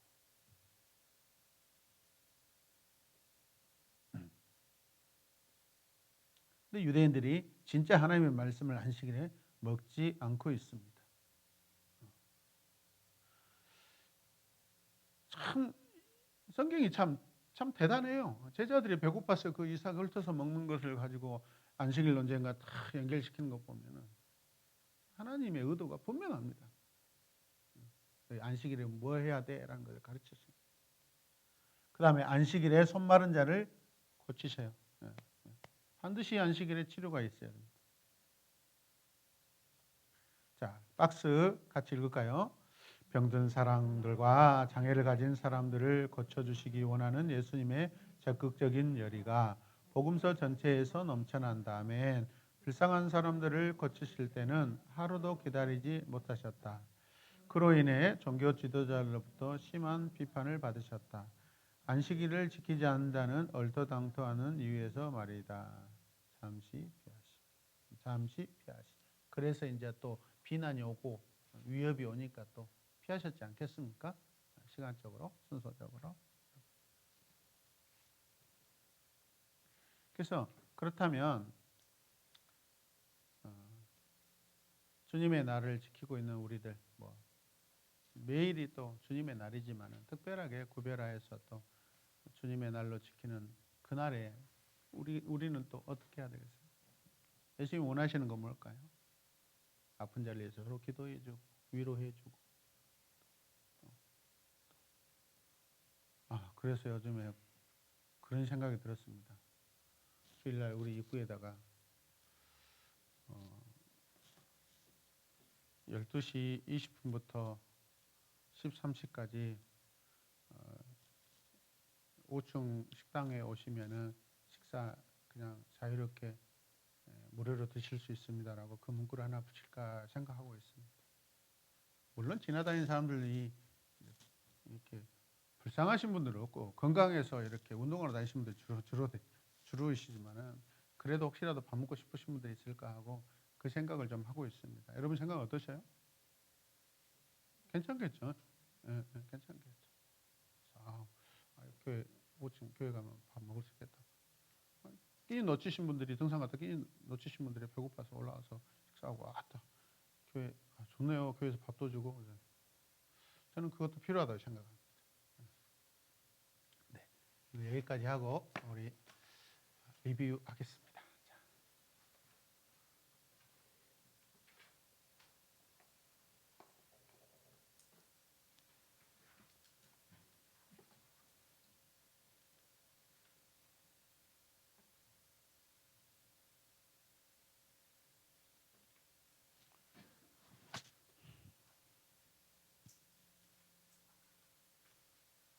자, 어디서부터 할까? 우리 이승만 청년부터 합시다. 옆으로 쭉 가시게요. 이승영 청년입니다. 저는 크게 이야기했어요. 50페이지 가나에서의 첫 이적 물이 변하여 포도주가 됨 이것을 보고 사실 포도주가 됨이 왜 첫 번째 이적이었을까라는 생각을 못했었는데 오늘 배우면서 하나님의 아들이심을 나타내시기 위해서 하나님의 아들만 할 수 있는 물이 포도주가 됨을 바뀌는 걸 보여주셨구나라고 느꼈습니다. 그 다음에 이게 이제 출애굽의 네. 10가지 재앙 중에 첫 번째 재앙이었죠. 네네. 그 10가지 재앙을 하나님께서 하시는 이유가 뭐죠? 이스라엘 백성을 이집트에서 구원하시려고. 예수님의 그 물이 포도주로 변하시는 사건의 그 나중에 장차 목적은 구원이라는 거죠. 하나님의 아들로서 땅에 오셔서 구원하러 오셨다는 거. 출애굽기 그 사건도 하나님이 이스라엘을 구원하시기 위해서 행하시는 이적이라는 거죠. 네. 전창선 집사입니다. 저도 50페이지 가나에서 첫 이적 이 말씀 들으면서 물이 변화의 포도주가 됨이라는 이 말씀을 보는데 제가 이제 그 이전에 변화된 삶을 살았던 제 모습을 보면서 하나님의 아들만이 행할 수 있는 기적을 나에게도 행해 주셨고 그러므로 인해서 제가 변화되었고 내가 변화된 이 모든 것들이 예수님이 하나님의 아들임을 드러내는 삶을 살아야 된다는 것을 좀 깨닫게 되었습니다. 혹시 그때 예수님 재료도 안 쓰시고 물을 와인 이렇게 멋있는 와인으로 만드시는데 그런 레시피 저한테 한번 주시면 돈 좀 벌겠는데 혹시 그렇게 생각한 적 없습니까? 기가 막히잖아요. 재료가 안 들어가죠. 원재료 없이 그냥 그죠? 그 최고의 또 그 잔치객들이 와가지고 아니 보통 일반적으로 우리가 어디 신랑 신부집 가면은 처음에만 좋은 거 내놓고 나중에는 이상한 막 섞어서 내놓더만은 이 집은 갈수록 맛있는 거 나오네 그랬잖아요. 어떻게 생각하세요? 기도를 한번 해봅시다. 그냥 콩 안 사고 물 부었는데 막 갑자기 막 그 꼴두부리가 막 나와버리고 막 떼돈 버는 거야. 뭐 이거는 기계도 필요 없어. 통만 사다 가지고 이거 수도꼭지만 틀면 돼.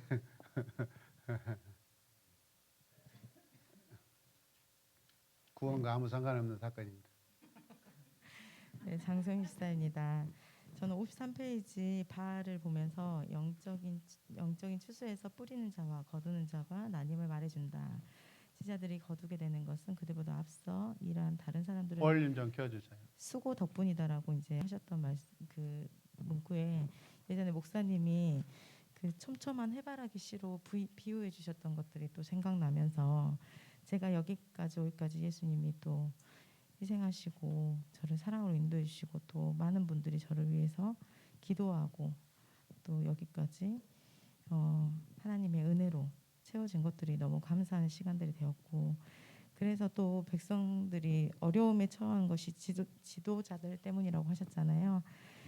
그게 어떻게 보면 자녀들과 다음 세대에게 또 세상 사람들에게 제 모습이 어떻게 비춰지냐에 따라서 이들이 구원을 받을 수도 있고 안 받을 수도 있고 이거는 이제 하나님한테 달려 있지만 비춰지는 그 모습으로 건강한 신앙이냐 아니냐 이것이 이들에게 조금 더 도움이 되는 것인데 제가 건강한 신앙의 질서를 보여줄 수 있는 그 믿음이 잘 세워지기를 원하는 그런 시간이 되었고 아멘.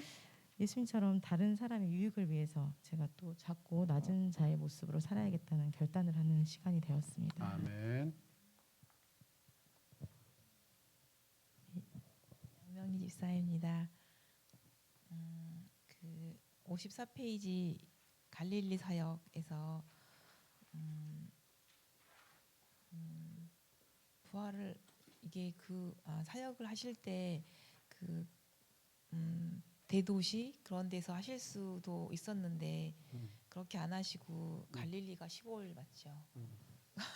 거기에서 그렇게 소외된 사람들이나 또 그런 사람들을 위해서 이렇게 제자들을 모아서 훈련할 수 있었던 그렇게 장소를 택하고 그랬던 게 예수님의 지혜로운 모습이었다는 말씀이 저희가 사역을 함에 있어서도 또는 복음을 전함에 있어서도 이렇게 지혜가 필요하겠다 그런 생각이 들었습니다. 네, 아멘. 갈릴리가 아니었고 예루살렘이 어때요? 그 제자들과 예수님이 가서 치료해야 될 사람이 별로 없을지 않겠어요? 다 유대인들이라 제 생각으로는. 근데 자기가 사는 동네들은 치료해야 될 사람들이 다잖아요, 사실은. 그리고 또 이웃들이고 가장 또 이렇게 관계적으로 쉽게 다가갈 수 있는 그런 부분들이고. 네. 네, 홍혜정 집사입니다. 저는 아까 그 광야 말씀하실 때 목사님이 말씀하시기 전에 광야가 우리가 사는 곳과 비슷하겠구나라는 생각을 했었는데 목사님이 바로 우리가 사는 곳을 광야라고 할 수 있다라고 하셔가지고 그 우리가 사는 곳과 비슷하다라고 생각했던 게 사실 세례 요한이 광야에서 외쳤을 때 거기에서 세례 요한의 말을 듣고 이해할 수 있는 그런 그러니까 똑같은 지위라 그래야 되나 어쨌든 그 말을 이해할 수 있는 것들은 아무것도 없어서 세례 요한이 아무리 외쳐도 어떻게 보면 공허한 외침처럼 시작되었지만 그러나 하나님께서는 그 광야로 세례 요한의 말을 들을 수 있는 사람들을 보내셨던 것처럼 우리가 살고 있는 곳이 우리가 그리스도인으로서 누군가에게 말을 하고 혹은 또 어떻게 기도를 하고 있을 때 아무도 듣지 않는 것 같고 아무것도 없는 것 같은 광야가 우리의 삶인 것 같다는 생각이 들었어요. 근데 세례 요한에게 하나님께서 많은 사람들을 보내셨고 하나님의 사역을 이루셨던 것처럼 우리가 순종하고 광야에서 외치고 있을 때 하나님께서 하나님의 사역을 이루실 것이라는 그 믿음을 가지고 계속해서 하나님께서 시키시는 일을 해야겠다는 생각을 했습니다.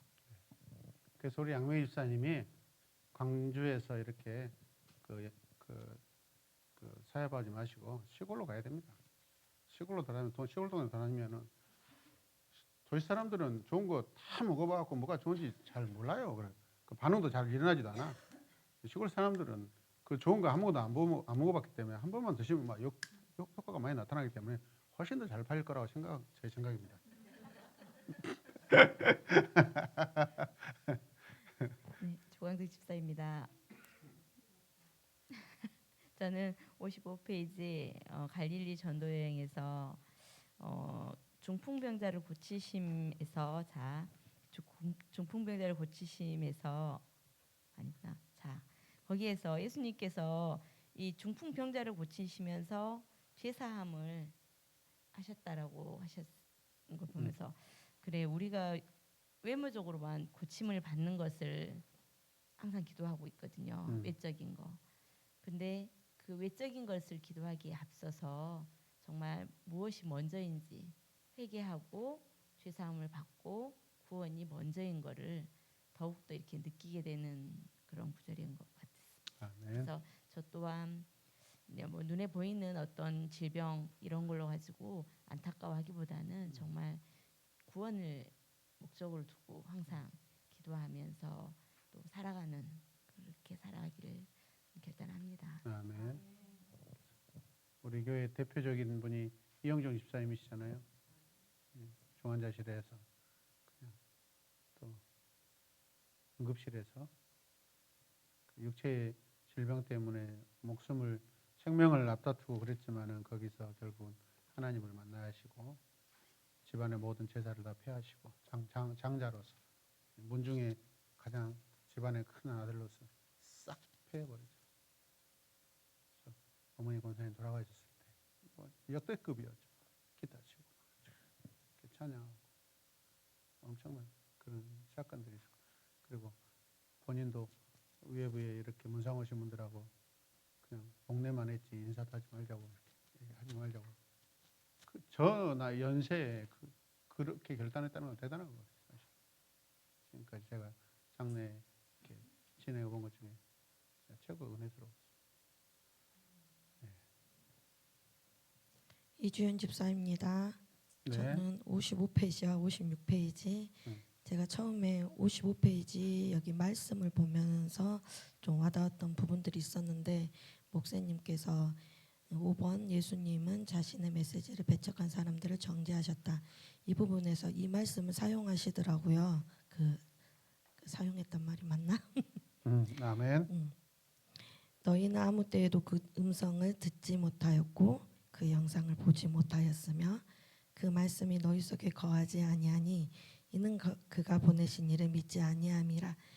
사실 오늘 제가 로마서를 보면서 주님 제가 그런 자가 되지 않게 하소서 이렇게 기도했던 부분들이 로마서 11장 8절 말씀인데 기록된 바 하나님이 오늘까지 그들에게 혼미한 심령과 보지 못할 눈과 듣지 못할 귀를 주셨다 함과 같으니라.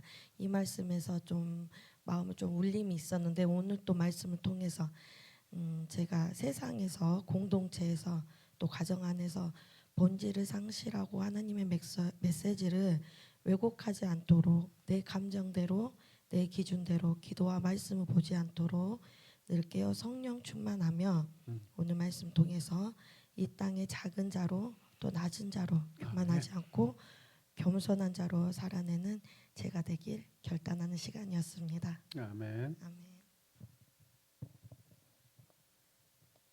최빈나 성도입니다.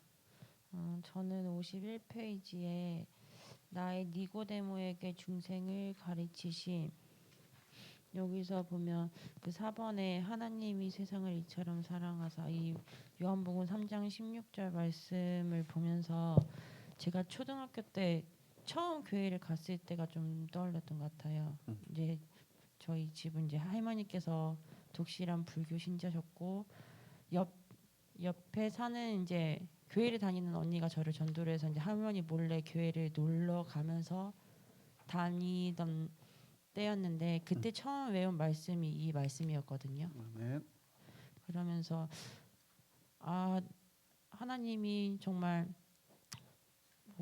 어찌 보면 우리 집을 구원하기 위해서 나와 내 동생을 먼저 교회를 부르셨다고 뭐 생각이 이제서 조금 되는 것도 같은데, 그 밑에 파란 박스 말씀하시면서 목사님께서 요한복음에서 세상은 하나님의 구원을 내 은혜를 필요로 하는 곳이라고 말씀하셨잖아요. 그래서 그 세상은 뭐 우리가 지금 사는 세상일 수도 있지만 결국에 나 자신을 의미한다고 하셨는데, 그러면서 나와 우리 가족들, 뭐 저희 부모님을 통해서 이제 우리 모든 가족들을 좀 구원하시기 위해서 하나님께서 먼저 우리를 이렇게 부르셨을 수도 있겠구나, 그런 생각도 하게 되고, 이 전에 제가 하나님을 떠나 있을 때 그 니고데모가 밤중에 찾아왔다고 되어 있었을 때, 이게 정말 사람들의 눈에 띄지 않고 피하기 위해서 그랬을 수도 있지만 영적 상태가 캄캄한 밤과 같았다는 사실을 보여주기 위한 상징일 수도 있다라고 했는데,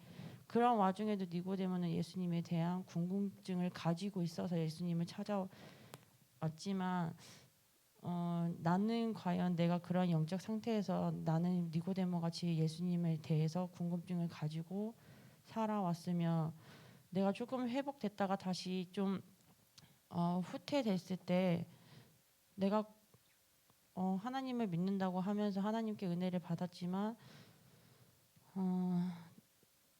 다시 계속 이렇게 더 후퇴되지 않고 하나님을 계속 찾을 수 있는 그러한 신앙을 가질 수 있을까라는 저의 모습을 다시 한번 반성을 하게 됐고요. 저는 둘째를 가지면서 항상 그 생명에 대한 그런 것을 예수님께 있다고 믿었지만 제 삶과 이런 신앙적인 거에서 보면은 저는 그러한 삶을 살지 못했던 것을 또 다시 한번 회개하게 되고, 이제 저희 아빠가 지금 항암 치료를 계속 하고 계시는데 이제 항암 약이 계속 듣고 있질 않아서 다시 이제 입원을 하신다고 이제 오늘 제가 얘기를 들었는데, 만약에 처음이었으면은 또 그 말에 좀 마음이 아프고 속상했을 것 같은데, 오늘 양육을 들으면서 결국에 생명의 중원자는 하나님이시고, 우리가 멀리 떨어져 있어도 예수님께 구하고 한 다음에 예수님께 다시 생명을 주실 줄, 이제 창조자시기 때문에 생명을 주관하시는 분임을 믿고, 뭐 생명의 연장이 될 수 있다면 좋겠지만 그게 아니고 우리의 궁극적인 목적은 하나님의 나라에 들어가는 구원임을 깨닫고, 이제 저희 친정 아빠가 하나님께 이제 몸에 치료함도 얻었으면 좋겠지만 그렇지 못하다면 하나님께 회개하고 그 구원의 문에 더 가까워진 것이 하나님께서 원하시는 것이 아닐까라는 생각을 또 하게 됐습니다. 그래서 조금 더 기도하는 마음을 가지고 항상 감사함으로 우리 가족을 늘 하나님 앞에서 불러주심에 감사하고 구원해 주심을 감사하는 마음으로 늘 살아가야겠다고 다짐하였습니다. 네. 제가 주일 아침에 항상 이렇게 우리 유튜브에 제 구독 채널에 세상의 빛교회가 되어 있어서 우리 청소 예배를 준비할 때 이미 그 예배가 시작되어 있거든요. 일부 예배가 시작되어 있어요. 거기에 보면은 항상 매주마다 최양진 이렇게 올라옵니다. 그래가지고 이렇게 서로 인사하고 하는 모습을 볼 수 있어요. 굉장히 지금 건강하십니다. 마음의 건강 상태가 굉장히 좋으십니다. 지금 성도들하고 지금 보면은 교제하시고 안녕하세요 최양진입니다 이렇게 하고, 본인이 지금 그 예배당에 못 왔지만은 온라인으로라도 지금 집에서 접속해서 예배를 드리고 있다라고 계속해서 본인이 의사를 전하고 계시거든요. 좋습니다. 그다음에 그 세상에다 동그라미 쳐가지고요, 헬라어로 코스모스라고 적어놓죠. 코스모스. 우리가 아는 이 코스모스는 주로 어디까지 가십니까? 우주까지 가죠. 우주까지. 그럼 왜 이 세상이라고 했을까? 우리나라 번역이거든요. 이거는 세상이라는 거 우리나라 번역이에요.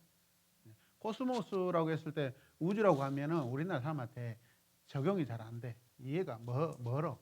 사실은 훨씬 광범위한 세계를 말한 거예요.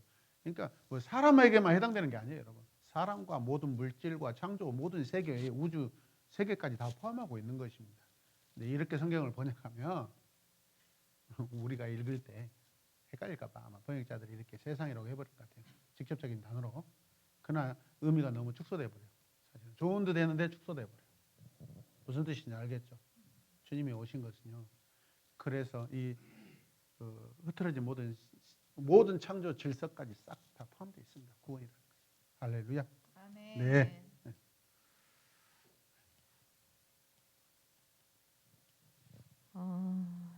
김미선 집사입니다. 저는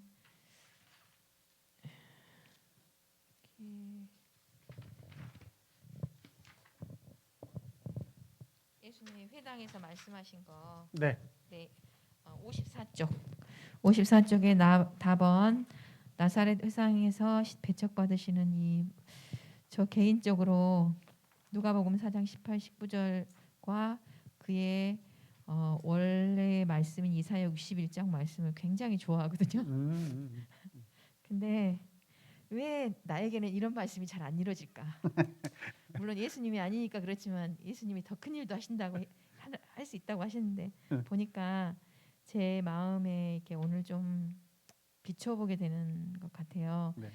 그 실제로 가난한 자에게 복음이 전해지고 포로된 자에게 자유가 주어지고 눈먼 자에게 복음을 전파하고 눌린 자를 자유케 할 일을 하려면 정말 그 주님의 크신 사랑이 아니면 불가능하구나.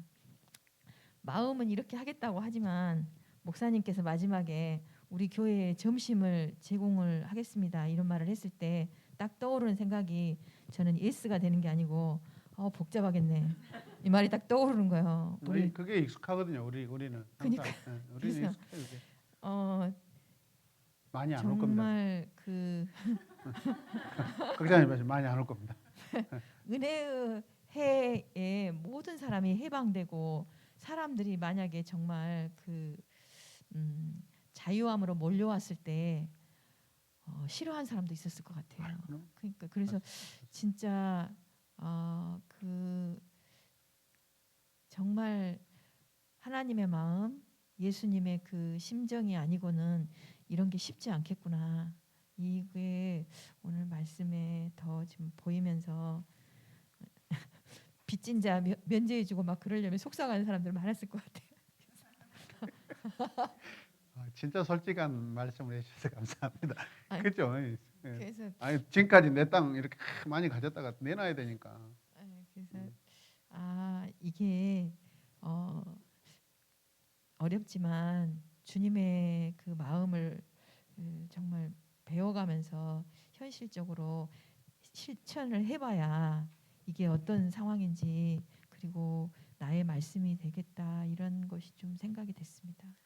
그런데 2년 때 땅 돌려주는 일이 일어났을까요? 안 일어났을까요? 유대인들은 이스라엘은 실천하지 못해요. 가슴 아픈 이야기죠.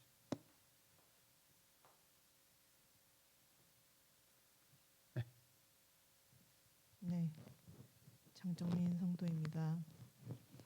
저는 오늘 예수님의 사역이 정말로 대단하고 놀랍고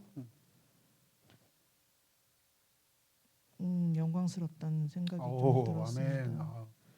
그때 이런 모든 어떻게 지금으로 보면은 돈과 권력, 명예 이런 거를 다 내려놓고 마음이 병든 자를 고쳐주시고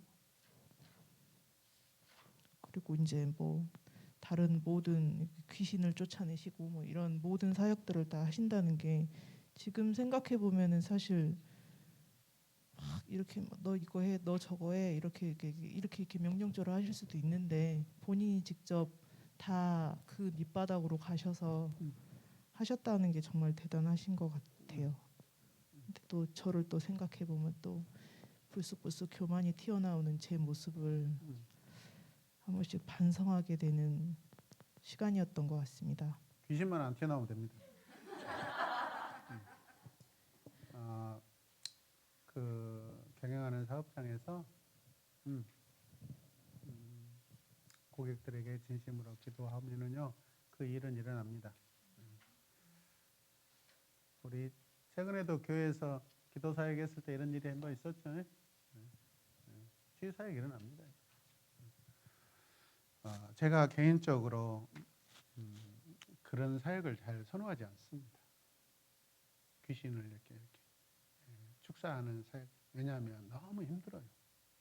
그리고 내가 지저분해져 버려요. 성도들이 지저분해지고 약간 편향돼 버립니다. 귀신 쫓아내는 사역에 집중해 버려요. 그래서 저는 이제 말씀 양육에 대해서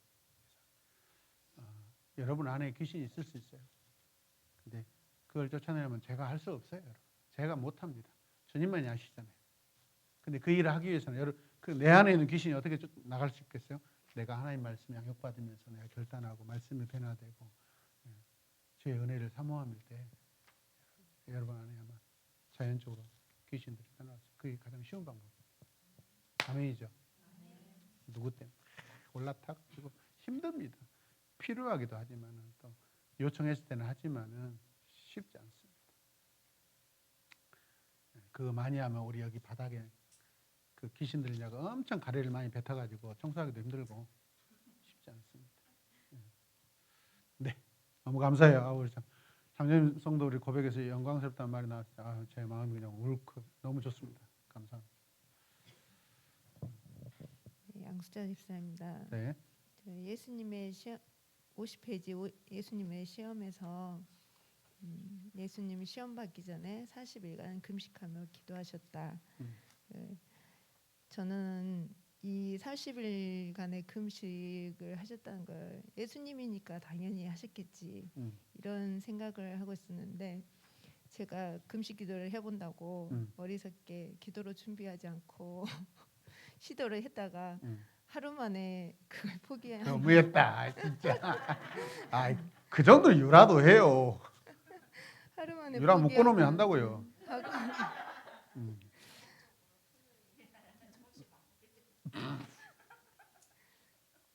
이제 둘째 날 되니까는 진짜 정신이 혼미해지고 정말 죽을 것 같더라고요. 셋째 날 미쳐버리니까 그걸 못하게 하려고 하는 거예요. 그래서 정말 생명을 걸고 금식을 하셨다는 또 하나 예수님의 인성과 신성을 또한 생각하게 되었고요. 또 안식일에 있어서 유대인과 예수님의 견해 차이를 확실하게 봄으로써 저는 안식일에 대해서 어떻게 생각하고 있는가 생각했을 때에 하나님에 대한 구원의 감사보다는 지금 현 상태에서 나의 그 사역에만 집중되어 있지 않나 하는 저의 마음이 또 깨달아졌습니다. 아멘. 감사합니다. 새 가족을 새 식구를 맞아들인다는 것이 쉬운 일이 아닙니다, 여러분. 근데 우리 공동체 안에 여러분들이 오감들이 막 촉발되기 위해서는요, 사실은 새 가족들이 꾸준하게 오셔야 됩니다. 많이 오시면 안 됩니다. 감당 못합니다, 우리가. 그 감당하기 위해서 우리가 이렇게 할 수 있어요. 준비되지 않은데 와봤자 그분들이 오히려 우리의 모습 보고 실망하고 다시는 교회 안 찾아올 수도 있습니다. 다른 교회 우리가 정말 사랑으로 말씀으로 또 인내로 이렇게 섬김으로 잘 준비돼야지. 그렇지 않으면 쉬운 일이 아닙니다. 그렇다고 새 가족이 안 와서도 안 되고요. 새 가족이 왔을 때 막 분주하게 관심 많이 가지시길 바랍니다. 새 가족이 오셨을 때 관심 많이 가지시길 바랍니다. 저는 그런 부분들에 훈련이 많이 돼가지고 일부러 가서 이야기하고 인사하고 막 이야기 나눈 것이 많이 됐는데 생각보다 우리 공동체 분들이 새 가족이 왔을 때 이렇게 친근히 다가서서 이렇게 하는 부분들이 좀 아쉬운 부분들이 많다라고 제가 생각하고 있습니다. 조금 우리 자신을 좀 더 오픈했으면 좋겠습니다. 네. 최정환 집사입니다. 저는 54페이지 1차 갈릴리 사역 54페이지, 55페이지를 통틀어서 정말 유대인들이 풀어 만든 그 율법이 정말 많은 이방인들을 같은 동족이었던 그 율법을 통해서 유대인들에게 소외당한 사람들 그리고 이방인이라는 개념을 좀 오늘 또 새롭게 좀 정립을 한 것 같습니다. 하나님을 모르는 사람을 저는 이방인이라고 생각을 했었는데 이 이방인들이 결국에는 유대인들에게 소외되는 사람들이었고 심한 비판과 얼토당토하는 이유로 내몰림 당하는 사람들이었다라는 것을 오늘 좀 느꼈고요. 회당에서 귀신을 쫓아내심 거기에서 나는 막연하게 회당에서 귀신을 쫓아내는 예수님만을 바라봤는데 이 귀신이 정말 현재 사람들의 마음이 사단의 세계에 속해 있음을 이야기해주는 그런 것임을 오늘 세상 깨달았습니다. 그 귀신이 유대인이라는 것을. 그리고 진정한 안식이라는 그 개념의 차이에서 안식일은 회복이고 치료이며 감사가 일어나는 그런 안식일이 되어야 되는데 내 삶 속에서 유대인들이 내 스스로 율법을 정하여서 그것을 행하는 것보다 내가 원하는 그리고 예수님께서 원하시는 그 회복과 치료와 감사가 일어나는 안식일을 감사히 지켜나가겠습니다. 이상입니다. 멀리 안 갔대.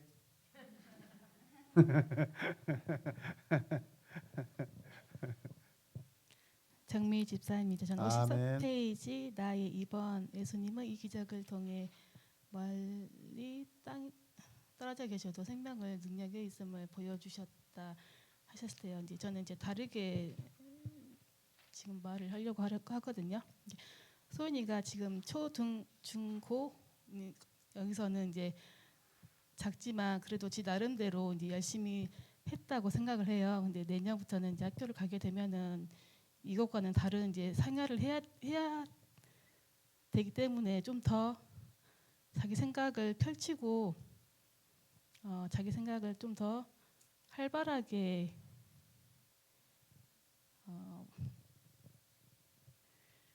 보여주고 그 세상을 더 살아갈 수 있는 아이가 되기를 지금 원하거든요. 아멘. 그래서 더 지금보다 좀 더 변화됐으면 좋겠죠. 네. 네, 그래서 뭐 안 되면 제가 이야기했습니다. 산에 한 번 더 가자고. 그래서 알 수 있거든요. 사실은 알 수 있고 저도 이제 그렇습니다. 소인이한테 2번 이야기했어요. 네가 일반 대학교 다니면 네가 꼴등을 하든 지각을 하든 결석을 하든 자퇴를 하든 누가 뭐 신경 안 쓴다. 그러나 거기 학교는 신학대학교이기 때문에 매일마다 예배드려야 되고 교수님들이 다 신앙인들이고 집사님들이고 장로님들이고 뭐 권사님들도 있을 수 있고 그리고 하면 벌써 너 어디 교회 다녀? 새로운 야마분교. 담임 목사님 누구셔? 김필환 목사님. 교회 어디 있어? 양산동 있어. 우리 뭐 신학교도 가깝고 이미 어느 정도 지금 또 다 관심 깊게 보고 있는 거이기 때문에 그냥 네가 공부 점수 많이 안 나올 수도 있어. 그건 괜찮아. 근데 네가 학생으로서 신앙인으로서 분명한 태도 네가 최선을 다해야 된다. 네 모습으로 살지 말고 더 새로운 모습으로 살아야 된다. 그게 너는 우리 교회 대표로 지금 그 학교를 가는 것 같다. 최선을 좀 다했으면 좋겠다. 예, 그러더라고요. 예, 하라고 이해를. 죄송합니다. 양명희 집사님 죄송합니다.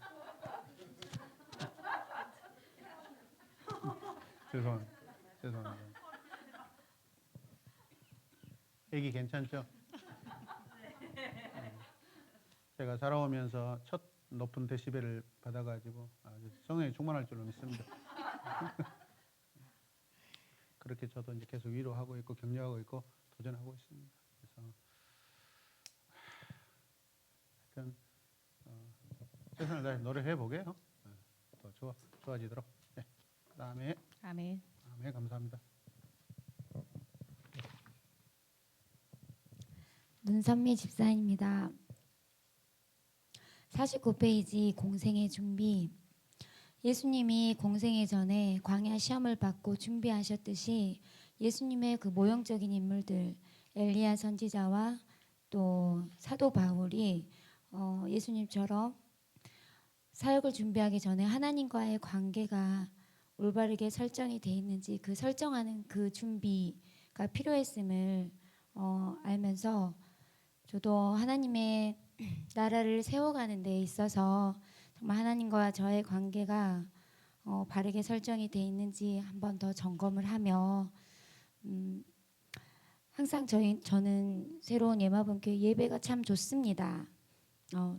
회복과 치료와 또 감사와 은혜와 영광이 넘치는 우리 교회가 있어서 참 좋다는 생각을 했고 54페이지 예수님께서 광야에서 부와 권력의 유혹을 뿌리치시고 자기 고향으로 돌아와 하나님으로부터 받은 고유한 사명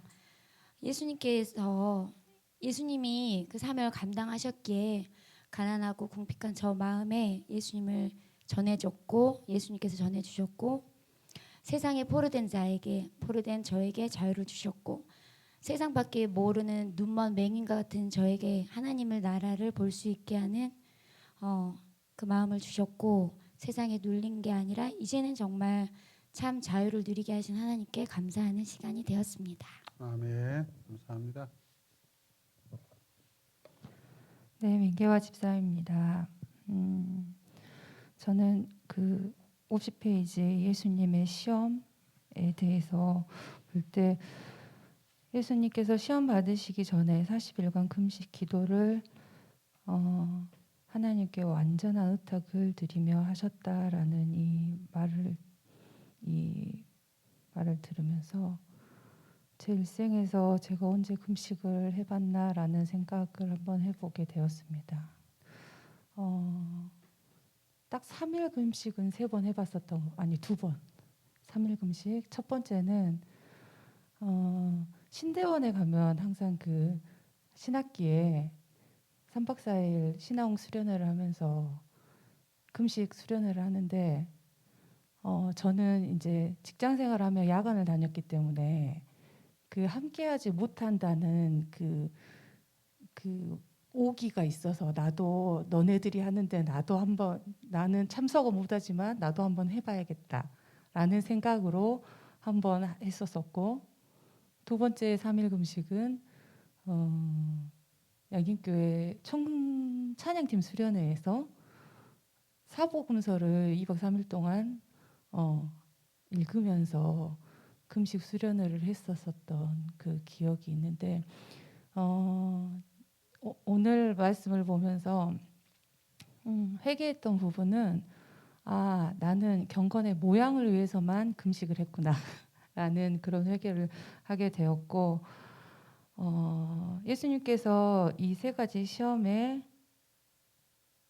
시험을 받으셨지만 오늘날 이 3가지 시험의 영역은 우리 그리스도인들을 시험하는 것과 일치한다라는 이 말을 들으면서 늘 말씀을 보며 예수님께서 받으셨던 이 3가지 시험을 만약에 내가 나에게 왔다면 내가 이것을 어떤 모습으로 나타냈을까라는 의심이 들었었습니다. 예전에는 이제 세월이 지나고 제가 변화된 삶을 통해서는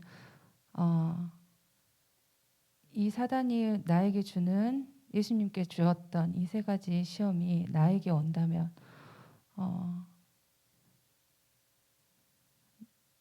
이제는 감당할 수 있겠지라는 교만이 살짝 섞인 마음과 함께 결단을 하게 되었고 또한 51페이지에 이 복음이라는 네모 박스 안에 글을 읽으면서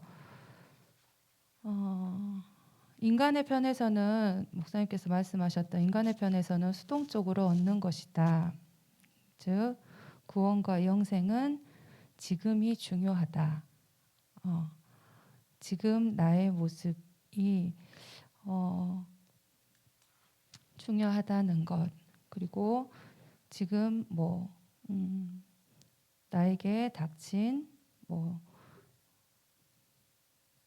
시험이 아닌 은혜로 받으며 하나님께서 나를 사랑하사 독생자를 주셔서 그 예수 그리스도를 믿는 자마다 멸망치 않고 영생을 얻게 하려 하신다라는 이 말씀이 나의 삶의 소망이 되며 지금 나의 현재의 위로가 되는 시간이었던 것 같습니다. 아멘. 감사합니다. 네, 아멘. 김지훈 청년입니다. 그 50페이지 세 번째 시험에서 그 책에 안 나와 있는데 예수님은 다른 사람의 이익을 위해서만, 즉 배고픈 사람들을 먹이고 아픈 사람들을 고치기 위해서만 그 능력을 자비롭게 사용하셨다. 예수님은 뛰어난 능력을 가진 인물이라는 세상의 평에는 관심이 없었다라고 나왔었었는데, 이걸 보면서 예수님께서 사역 가운데 많은 비난을 받으시는 상황에도 불구하고 오직 하나님의 나라와 뜻을 이뤄가는 일들을 행하시고 모든 생명을 하나님께 맡기며 사역을 이뤄가시는 모습을 보면서 내가 세상을 살아가는 동안에 하나님의 나라를 세워가는 하나님의 자녀로서 선한 영향력을 끼치는 삶이 되어야 되겠고, 하나님의 목적과 본질을 따라가는 삶이 되도록 하겠습니다. 아멘. 감사합니다. 오늘 온라인으로 우리 양정모 안수 집사님하고 배현주 집사님 들어오셔서 또 고백해 주고 계십니다. 너무 감사하고 조금 늦었지만은 다음 주에는 남은 부분들을 마무리하도록 하겠습니다. 여러분들 귀한 고백대로 우리가 하여튼 예수님 닮아가고 예수님 하셨던 것 다 못하지만 하셨던 것 중에 한 가지 한 가지를 우리가 이렇게 해나가면서 살았으면 좋겠습니다. 하나님 감사합니다. 돌아가는 발걸음도 은혜 내려 주시옵소서. 내일도 수요 밤 예배 가운데 은혜와 영광과 성령이 충만하게 하여 주시옵소서. 예수님의 이름으로 기도드립니다. 아멘.